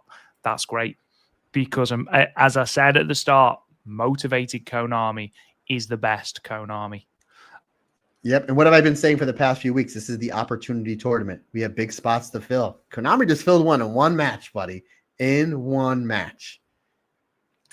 Moving on to the main event, Natsupoi and Sayaka Kurora. Were you surprised that this was chosen to be the main event? Because I am surprised on one hand because there's not the same heat here as there was for perhaps Asari and Konami.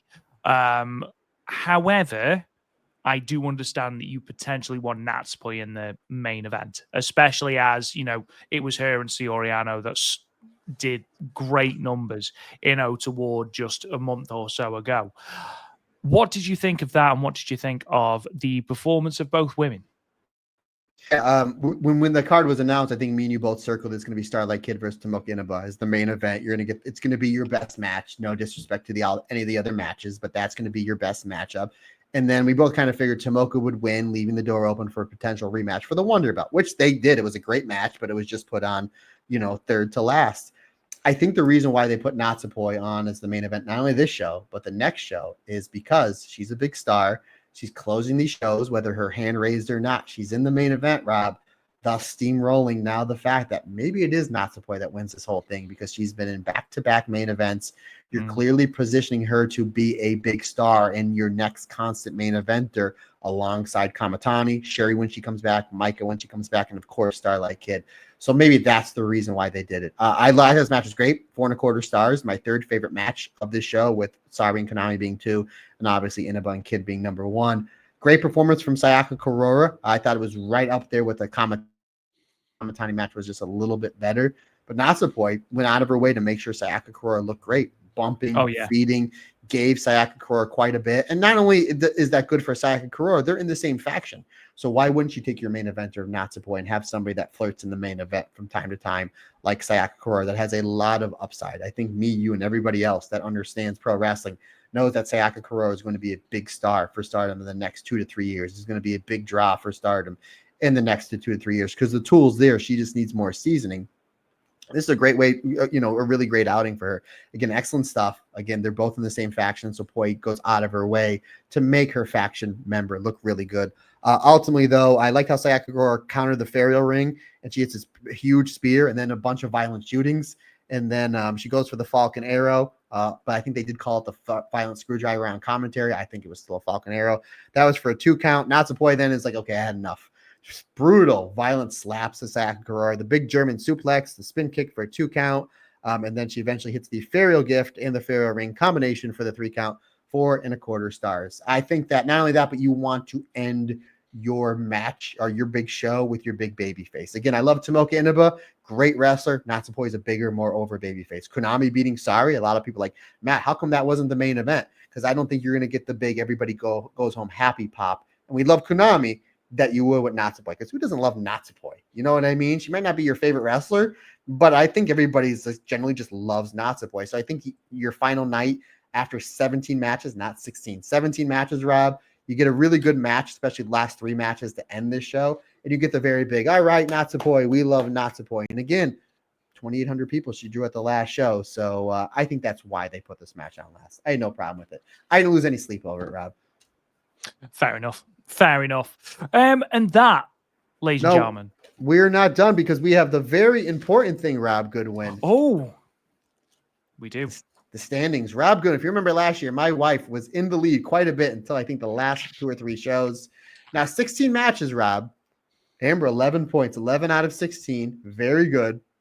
Very good. On nice little birthday surprise for her. One surprise she does not like is when her husband beats her in anything. 13 out of 16. Uncle MT taking the early lead going into night 2, good sir. And there you go. Speaking of night 2, let's roll straight into night 2. A far more palatable 8 matches for night 2 as opposed to 17 the previous show. This coming from the 30th of July live on Stardom World. And we were in Morioka City Gymnasium in Iwata for Red Stars action.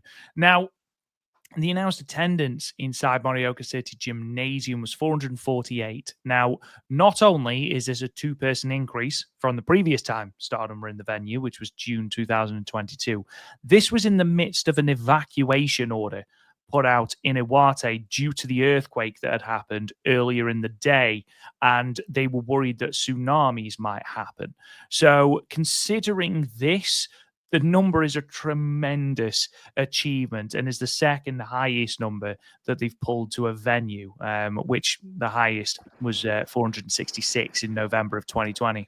It also didn't look like, Rob, that there was AC in the building because there was fans everywhere. I mean, not only wrestling fans, but fans everywhere. So you consider the fact that you're in the middle of a potential natural disaster and there's no AC in the hot in Japan, because I understand Japan gets hot this time of the year. Still, almost 500 people are like, yeah, whatever. I may melt. This building may go up in smoke, but we're gonna watch some darn good wrestling. Like, that's crazy. I checked the temperature in Morioka, and it was 31 degrees when the so I don't know what that is in Fahrenheit. It's about 88, 89. Yeah, it's close to 90. Yeah, that's crazy. So it was very, very warm. And on the hard cam, you could see Taro Okada, who was just like, the poor bloke looked very, very warm. Anyway, let's talk about the quick results then. So Red Stars A started out, Saya Kamatani moving to 4 points, defeating Yuna Mizumori, who stays on 0 with a Star Crusher in 8 minutes and 42 seconds. Red Stars A action again. Meisera moving to 4 points, defeating Lady C, who stays on 0, submitting Lady C with a Meteora Dragon in 7 minutes and 27 seconds. Nice to see that one back. I don't feel like we see that move enough. Red Stars B action next. Starlight Kid getting her first win of the tournament, moving to 2 points, defeating Rian, who ends on 0 with a Black Tiger Leg Killer in 7 minutes and 45 seconds. Red Stars A match. B Priestley moves to 4 points, defeating Azusa Inaba, who stays on 2 with a plan B in 10 minutes and 26 seconds. Red Stars B, Azumi moves to 2 points, picking up her first win, defeating Tomoka Inaba, who remains on 2 points with the Azumi Sushi in 12 minutes and 32 seconds. Red Stars A action. Hanan moves to 2 points, defeating Waka Tsukiyama with a backdrop in 1 minute and 12 seconds. Poor Waka. Semi-main event, Red Stars B. Rina moves to 4 points, defeating Sayaka Kurora, who remains on 0, with the Pink Devil in 11 minutes and 6 seconds. In your main event, Red Stars B action, Natsuko Tora taking a commanding lead at the top of Red Stars B, moving to 4 points, defeating Natsupoi, who stays on 2 with a Swanton Bomb in 10 minutes and 5 seconds. Matt Turner not only is Natsuko Tora at the top of the block with 4 points alongside Rina, but she's also now got tiebreakers over both Azumi and Natsupoi. Those are 2 big victories for the Intelligent Monster right there. Yeah, I think we even made mention during our massive primer that we wouldn't be shocked if she gets the 2 wins over Azumi and Natsupoi coming out of nights 1 and 2. And Rob, how about that? We both agreed on something kind of crazy, and we were both right. Folks, buy yourself a lottery ticket and scratch that baby off. You may win a few bucks. Absolutely. Why the hell not? Moving on, then, let's talk about these matches. Yuna Mizumori and Saya Kamatani. A little bit more time to tell their story, Matt. What did you think of this one? A really great match. And again, what Kamatani and Starlight Kid are able to do, getting the younger talent over. Again, they're the 2 big champions. They're the 2 big stars in the company, and how unselfish they are in matches. And obviously, we're going to get into it with Starlight Kid and Rian in just a moment. I thought, just the way Kamatani was bumping for all of Yuna's lariats and letting her hit with so many sliding lariats, and it was really letting her take her to task. She even ate that post clothesline that Yuna did to B. Priestley on night 1. Very cool looking. It could be a dangerous move. Obviously, Yuna knows what she's doing.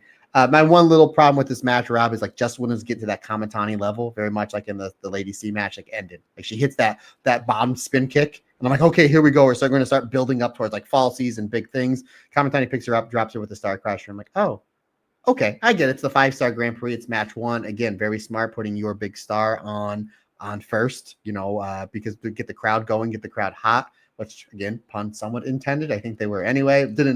Regardless, another great showing for Yuna. I know Yuna is 0-2, but as far as match quality goes, she's 2-0. Great match with B. Priestley, great match with Saya Kamatani, and good on Yuna, former World of Stardom champion and first match. Second match, current World of Stardom champion, and I think she looked great in both matches. Again, it really seemed like when it was just getting to that next level, the match ends. 3 3/4 stars, really good stuff, but this would be a match I would love to see go 12, 13 minutes.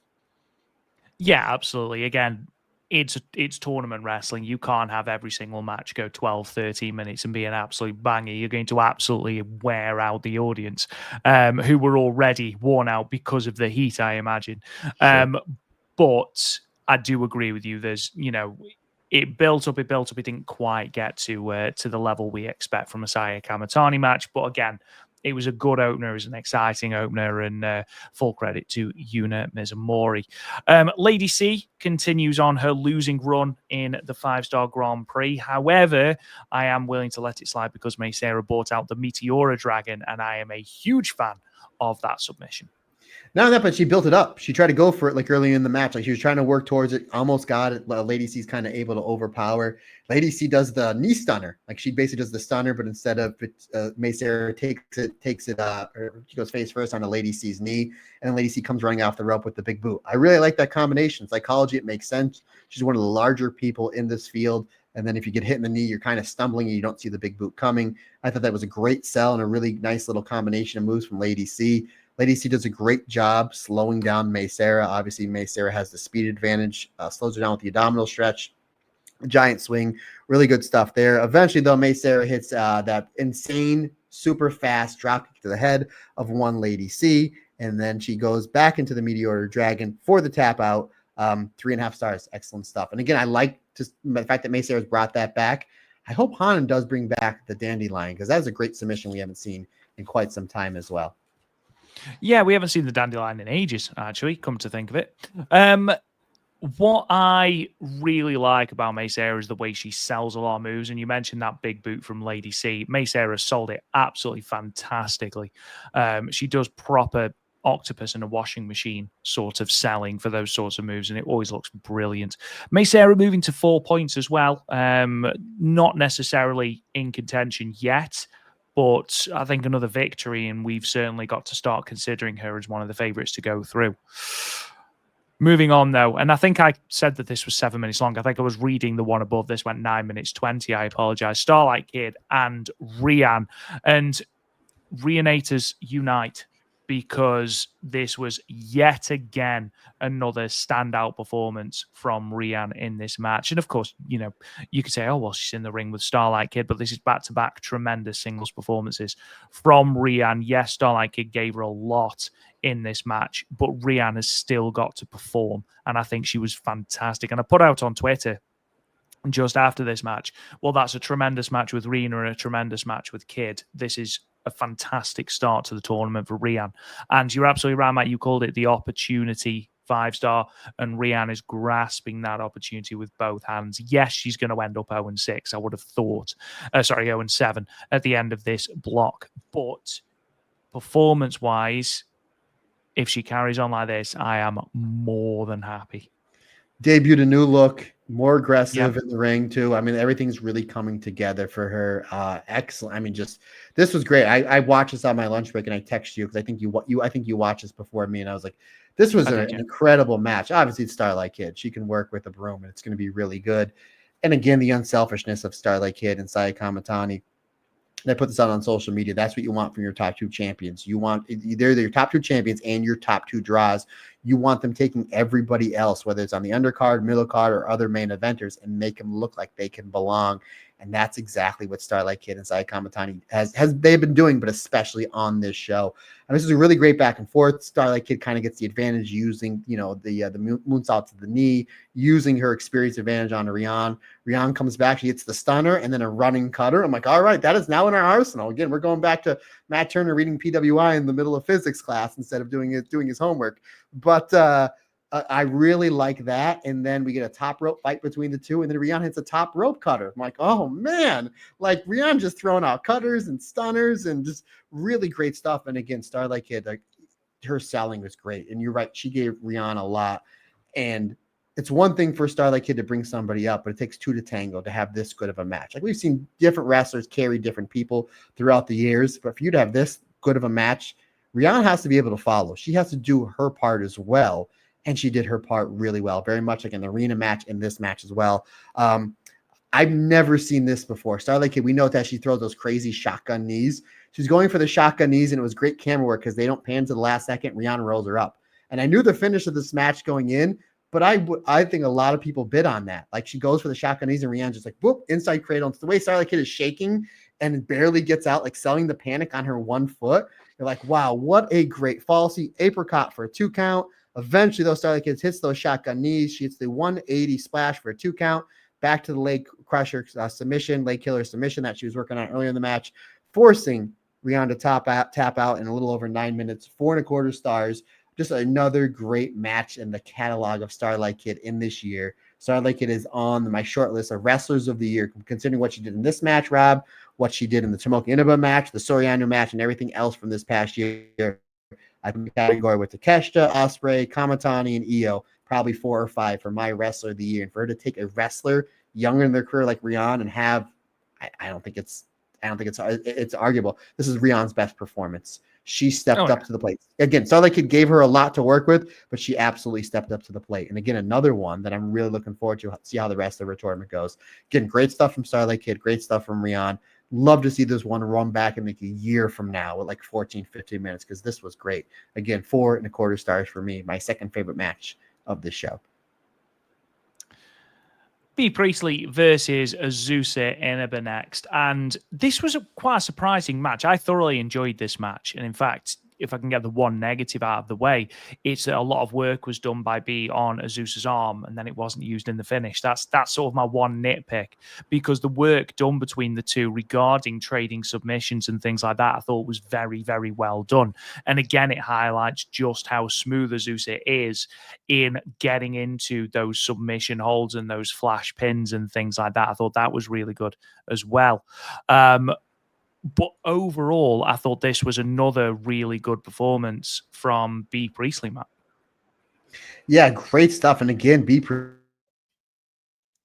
coming back to Stardom, we have Azusa Inaba, only 17 years old. So you're kind of wondering how this was going to always seems like she's up for the challenge. The way she carries herself like a 27-year-old that's got like experience, like really, really confident in her ability. And this is great. It was the arm versus the knee, selling of the knee. Like she finally gets away from the knee damage and starts to throw those bombs that keep Azusa off and try to build up towards her offense.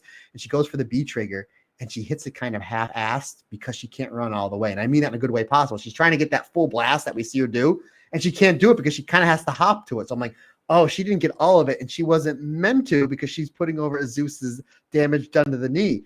And then B goes for the German suplex. She hits it, only bridge with one leg. I'm like, oh, I absolutely love that. B's selling here was so good. It put Azusa over. It put her knee work over to a completely different level. And then B realizes, I'm only fighting on one leg. So wisely, the veteran that she is, the main event wrestler she is, like, I can't do all these running explosive moves. Let me go to the arm. So she goes back to the arm with the Fujiwara armbar because it's taking strain off her knee. I really like this. Like,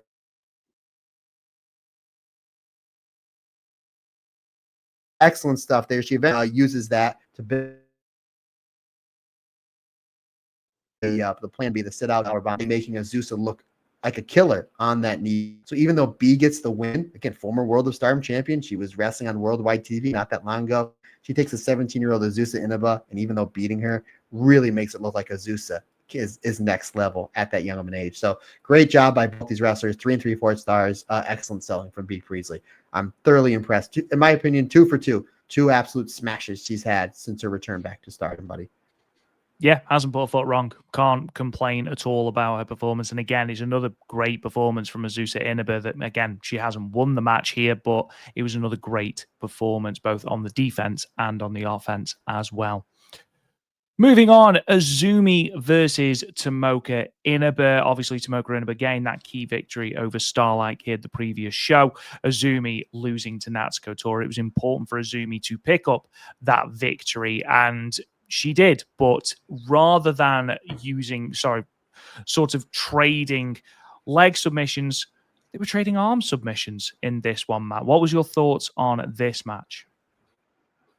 Yeah, Azumi's trying to go toe-to-toe with Tomoka. Again, we made mention like Azumi, newfound like violent Azumi, and Tomoka's like, yeah, you're good, but like I'm a little bit better there. So she's out striking Azumi. Then Azumi's like, goes back to the high style, runs by Tomoka, trips her up, and then basically takes her legs and throws them like 180, and then does that apron head kick onto Tomoka. I really like that.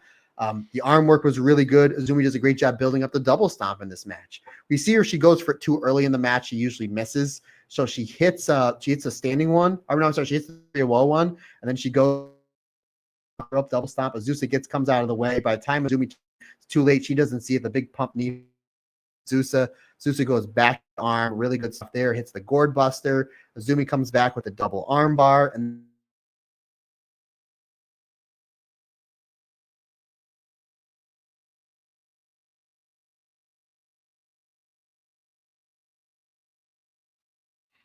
she has the opportunity to but Tomoka kicks her legs out on the way down and then goes into the armbar.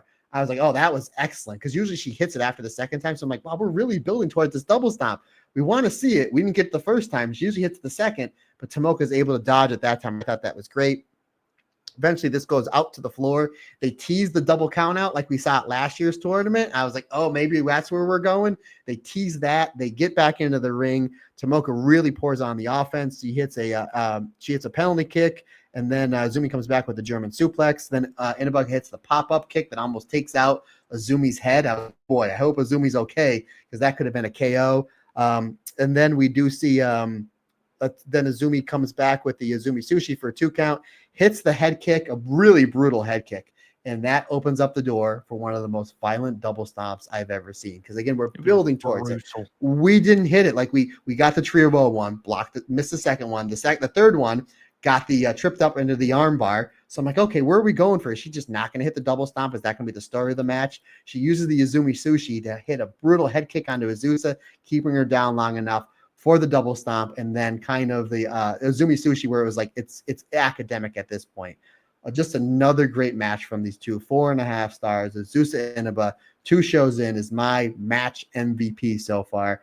2 absolute home runs, and now we may have some 3-way maybe trading with wins with Tomoka, Azumi, and Starlight Kid. You throw the Wonder Belt in there, Rob.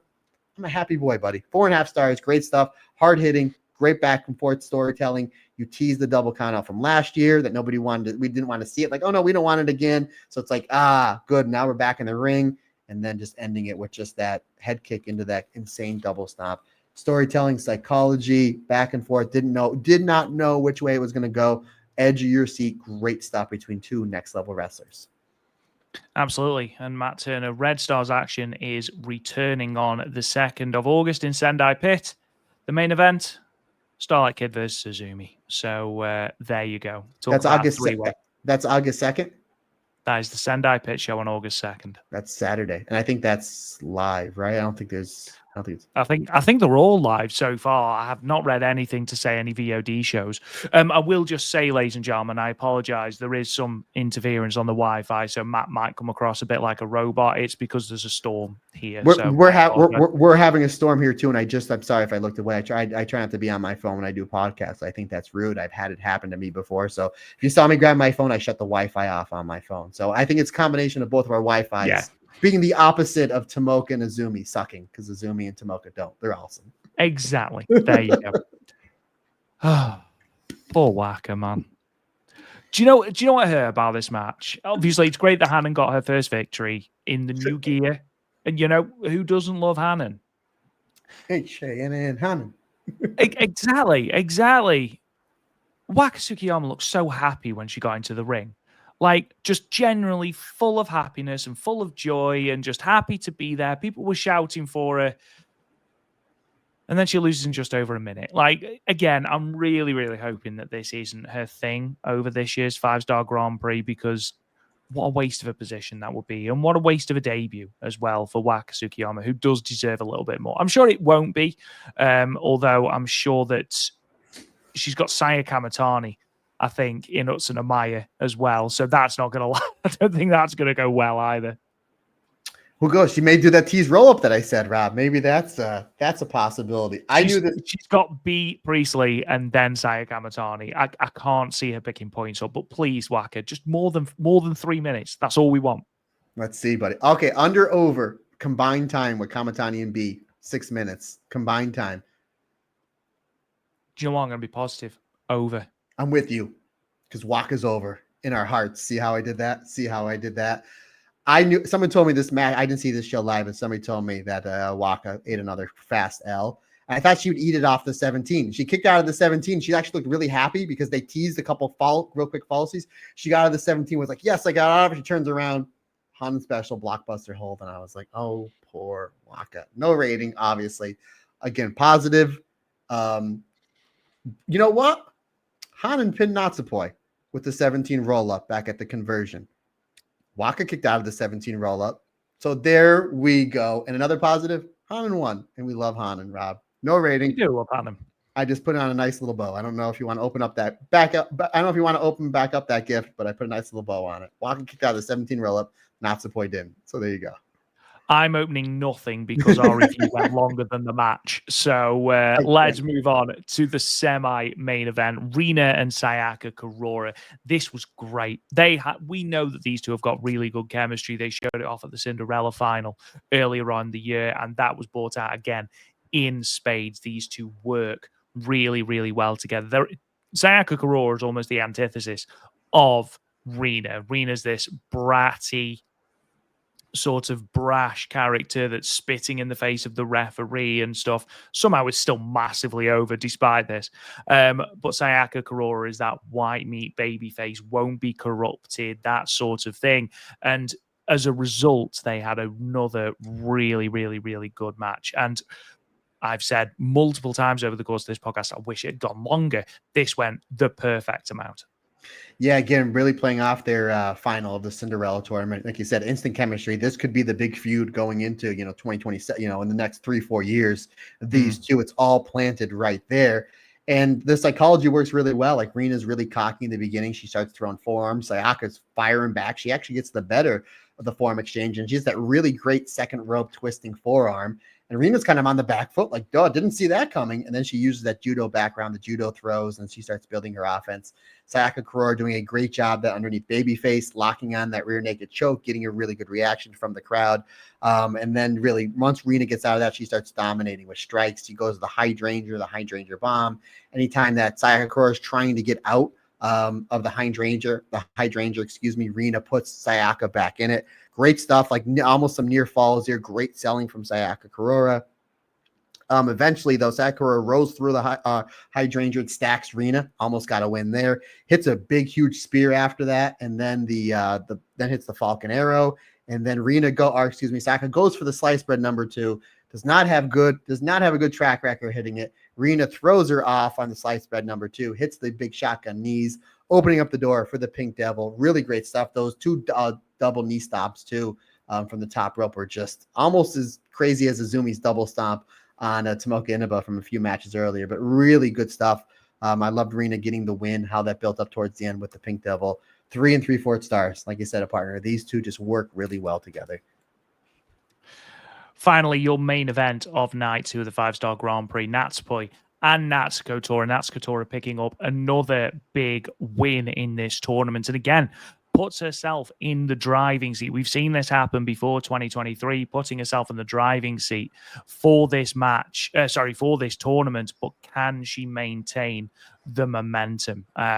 She's got Rina coming up next, which is going to be an interesting one. Both women on 4 points. Someone is going to have to drop points there.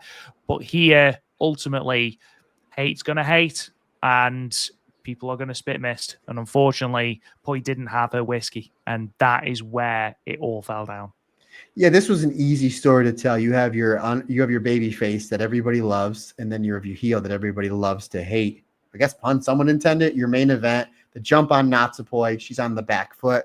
She's able to come back with that high cross body into the cross arm breaker, which I really, really like how she gets into that. She starts getting the advantage. She starts building up her offense. Then she tries for a German suplex, but can't get Natsuko Tora up. And then Tora hits a senton. She starts building back up her heat. She hits the cannonball for a 2 count. Tora goes to the top rope. She goes for that big splash. She misses. Natsupoi comes back with the spin kick and then hits the German suplex. So again, I liked the reaction when she tried to pick her up early in the match. Everyone's like, oh, didn't get it. And they go back to it as they're building towards the finish. It gets even a bigger pop again when you tease something and then come back and do it. I really like that. Tora rebounds with a big lariat. Natsupoi tries for the Pharaoh gift. Natsuko Tora gets the knees up. And then you know what else comes up, Rob? All the members of Hate distracting the referee. We get the miss, the DVD, and Swanton Bomb for the 3 count. 3 3/4 stars. You're getting Natsuko Tora a win on a main event here. We kind of figured when we did our primer, Tora is going to be getting some wins, looking like a threat that she can go into the playoffs. So putting Natsupoi again as the main event never hurts, buddy. Obviously, they drew really well despite no AC and despite potential earthquake happening. Solid enough stuff. 3 3/4 stars for me. And Rob Goodwin, 8 matches. Matt Turner went 6 for 8. Pretty good. You know it's better than 6? 7. Amber gets 7. So going into tomorrow's show, Friday, 19 Matt Turner, Amber 18. So yes, we are. Yes. What was the match she got? She got wrong. She got. Hold on, let me go back to the opening. I bet it was Poi Tora. It was Tora, which I didn't think she was going to get. I actually thought that Azumi and Inaba was going to go to TLD. I was wrong there. It was Sayaka Kurora and Rina. We both thought Sayaka Kurora was going to win. Yeah, that's where you got tripped up. Fair enough. No, I thought Rina was going to win that simply because I've got Rina going through. Anyway, ladies and gentlemen, just a quick catch up on the points in the tournament. Only 2 days have gone, and obviously only 1 round of Blue Stars matches. But as it currently stands, Saya Kamatani, Maestera, and B. Priestley all sit at the top of Red Stars A with 4 points, 2 wins. Azusa Inaba and Hannon have 1 victory and 1 loss at 2 points. And then with big eggs at the bottom of the block, you've got Waka Tsukiyama, Lady C, and Yuna Mizumori. Red Stars B, we have got Rina and Natsuko Tora Hate sitting atop the block with 2 wins out of 2. You've then got Tomoka Inaba, Natsupoi, Azumi, and Starlight Kid, both with 1 win and 1 loss, each on 2 points. And then sat at the bottom of the block, you've got Sayaka Kurora and Rian, who are both on 0 points. Again, Blue Stars, only 1 match so far. So in Blue Stars A, you have got Miyu Amasaki, Sayori, Ano, and Amisori, all at the top of the block on 2 points. Bozilla and Waka on 1. Uriah Himi, Saya Ida, and Aya Sakura on 0. And then in Blue Stars B, you have got Konami, Momo Watanabe, Suzu Suzuki, and Hanako, all at the top of the block with 2 points. And then obviously Sari, Rani Yagami, Hina, and Momokogo with 0 points. And of course, that all changes because tomorrow we are in Fukushima. Matt, the card and the order has been announced for this show. Friday, August 1st, in Big Pallet, Fukushima, and Koriyama City. Bozilla versus Uriah Himi, Suzu Suzuki versus Momokogo, Aya Sakura versus Ruaka, Ronnie Yagami versus Sari, which is one to look out for, certainly. Sayori Ano versus Miyu Amasaki, Momo Watanabe versus Konami, which could be very interesting. And then your main event is the hometown girl, Amisori, taking on Saya Ida. Now, before we come back to you next week, Stardom are obviously running the 5-star Grand Prix a lot over the next week. So we have got Saturday, August 2nd in Sendai Pit, which I'll talk about in a moment. And then we've got a double shot in Utsunomiya on the 3rd. The Korakuen Hall show is the Wednesday, the 6th. It does depend on how me and Matt can watch it. And if we've watched it, if we cover that on the next podcast, because this is going to be damn near 3.5 hours and there was only 2 nights.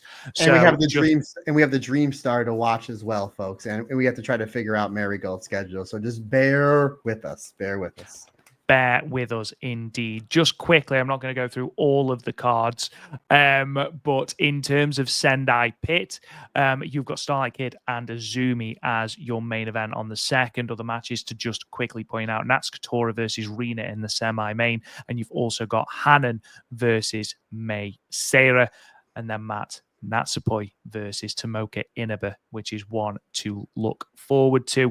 For the Utsunomiya afternoon show, which is Blue Stars, that will be main evented by Hina and Sari, obviously in Hina's hometown. Other matches to look forward to: Sayori Ano versus Amisori and Momo Watanabe versus Suzu Suzuki. The evening show in Utsunomiya will see Hanan main event against B. Priestley. You've also got Rina against Tomoka Inaba, and you've got Natsupoi versus Azumi as well. So lots of things to look forward to this week. It's going to be an exhausting week, but it's going to be a fun week with 5-star Grand Prix and, of course, the Marigold Dream Star starting as well, plus SummerSlam if you are that way inclined.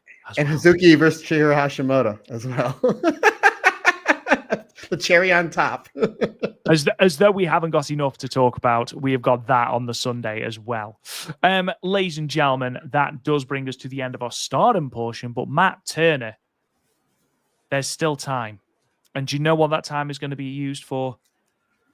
To go on an EO and Kyrie watch. Again, biggest ups to my man Darren Chatton, who I'll be leaning on for time cues, because every minute is going to count over these next 4 or 5 weeks. He did tell me his team signed some player that you guys didn't sign. Don't start. I forget who it was. We're 3 hours in, folks, so we'll do that for a shorter podcast in October. Anywho, so we have two different matches. We have AJ Styles teaming with Kyrie and Asuka to take on Dominic Mysterio, Roxanne Perez, and Raquel Rodriguez. Match opens up with Asuka really chopping down the tree of that is Raquel. And then for the second week in a row, not only does Asuka use the Kawada kicks, Corey Graves says Kawada kicks. So shout out to Toshiaki Kawada on Monday Night Raw. I will take that.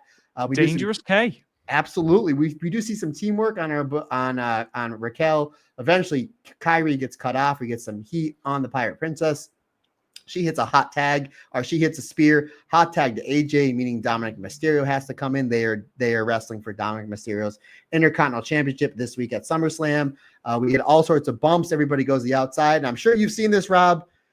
They do the 7 Kyrie elbow from the 98th row all the way to the floor. I mean, the match was okay. It was all about just building Dominic and AJ up, but this got gifted to death. I mean, this was amazing. Obviously, again, Kairi running off the ropes, AJ Styles popping up Kairi, then her hitting the insane elbow all the way to the floor, and then eventually AJ hits the phenomenal forearm, pinning Dominic Mysterio. Solid match, but it was all just really about that one spot that was all over social media. We go to the Io part of Io and Kairi watch. We have Io, Nikki Bella, Rhea Ripley, and Stephanie Vaquer taking on Naomi, Chelsea Green, Piper, Niven, and Elba Fire. They do a great job building up Rhea and Naomi. I think that's going to be the story going forward, at least especially for SummerSlam. Eventually, Io comes in for the hot tag, palm strike, Casadora double stomp onto Elba Fire, and then Piper Niven comes in, clotheslining Io, and then she does the Io pose, Rob. She did the Io thing, getting instant heat. Piper was great. Obviously, we know her much as Viper in Stardom. I don't get to watch her as much as I would like because how busy I am with everything. She was terrific in this match, and I just forget what a great wrestler she is. Eventually, Chelsea Green comes in. She does a great job getting heat, and then we get the waterfall finishes. That eventually leads to Stephanie Vaquer hitting the SVB, the Stephanie Vaquer bomb, onto Chelsea Green for the win. It does look like we're going somewhere with Stephanie and Chelsea Vaquer over the next month or so. So that was our Io and Kairi watch. It's kind of shorter matches, but we got one Io segment and one Kairi segment, good sir. Beautiful. I love it when it comes together like that. Ladies and gentlemen, at 3 hours and 15 minutes, we are done. Thank you so much for sticking with us. We know it has been a long podcast, and it's going to be another one next week with the possibility of 4 different Stardom shows and whatever news comes out of the world of Stardom as well. But again, thank you to all of you for supporting the show. If you haven't already, consider subscribing to the podcast. We are literally everywhere. A 5-star review and a comment really helps us out as well. It's a completely free way to support the podcast and helps us to be exposed to even more people and share the word of Joshi. You can also subscribe to our Patreon, patreon.com/the StardomCast, where you can get all of our episodes early and ad-free for as little as $1 a month. You can also check out all of the news that we've discussed today, as well as show previews and show reviews for absolutely free as well. You can also find us on social media at the StardomCast, apart from if we are on Blue Sky, Threads, and Instagram, in which case we are Talk Joshi. You can also talk to me on Twitter. It's at Real Rob Goodwin, unless you're Darren, in which case you can go away. I'm only joking, Darren. I love you, really. Mr. Matt Turner, sounds off. Good, sir. Questions, comments, suggestions, anything you need from me, Matt Turner OF on the Instagram and the Twitter is the easiest, fastest, and best way to get a hold of me. Or if you want to shoot me an email, you can. Myself and Rob, we're going to tell you where you can find me on the email address. The email address simply is the StardomCast22@gmail.com. Folks, that's going to wrap it up for what is going to be several long episodes of the Stardom Cast. We greatly appreciate your support. Can't do without you. It's like I always say, it's just not my podcast. It's our podcast, because we're all together. Everybody's different. Everybody's special.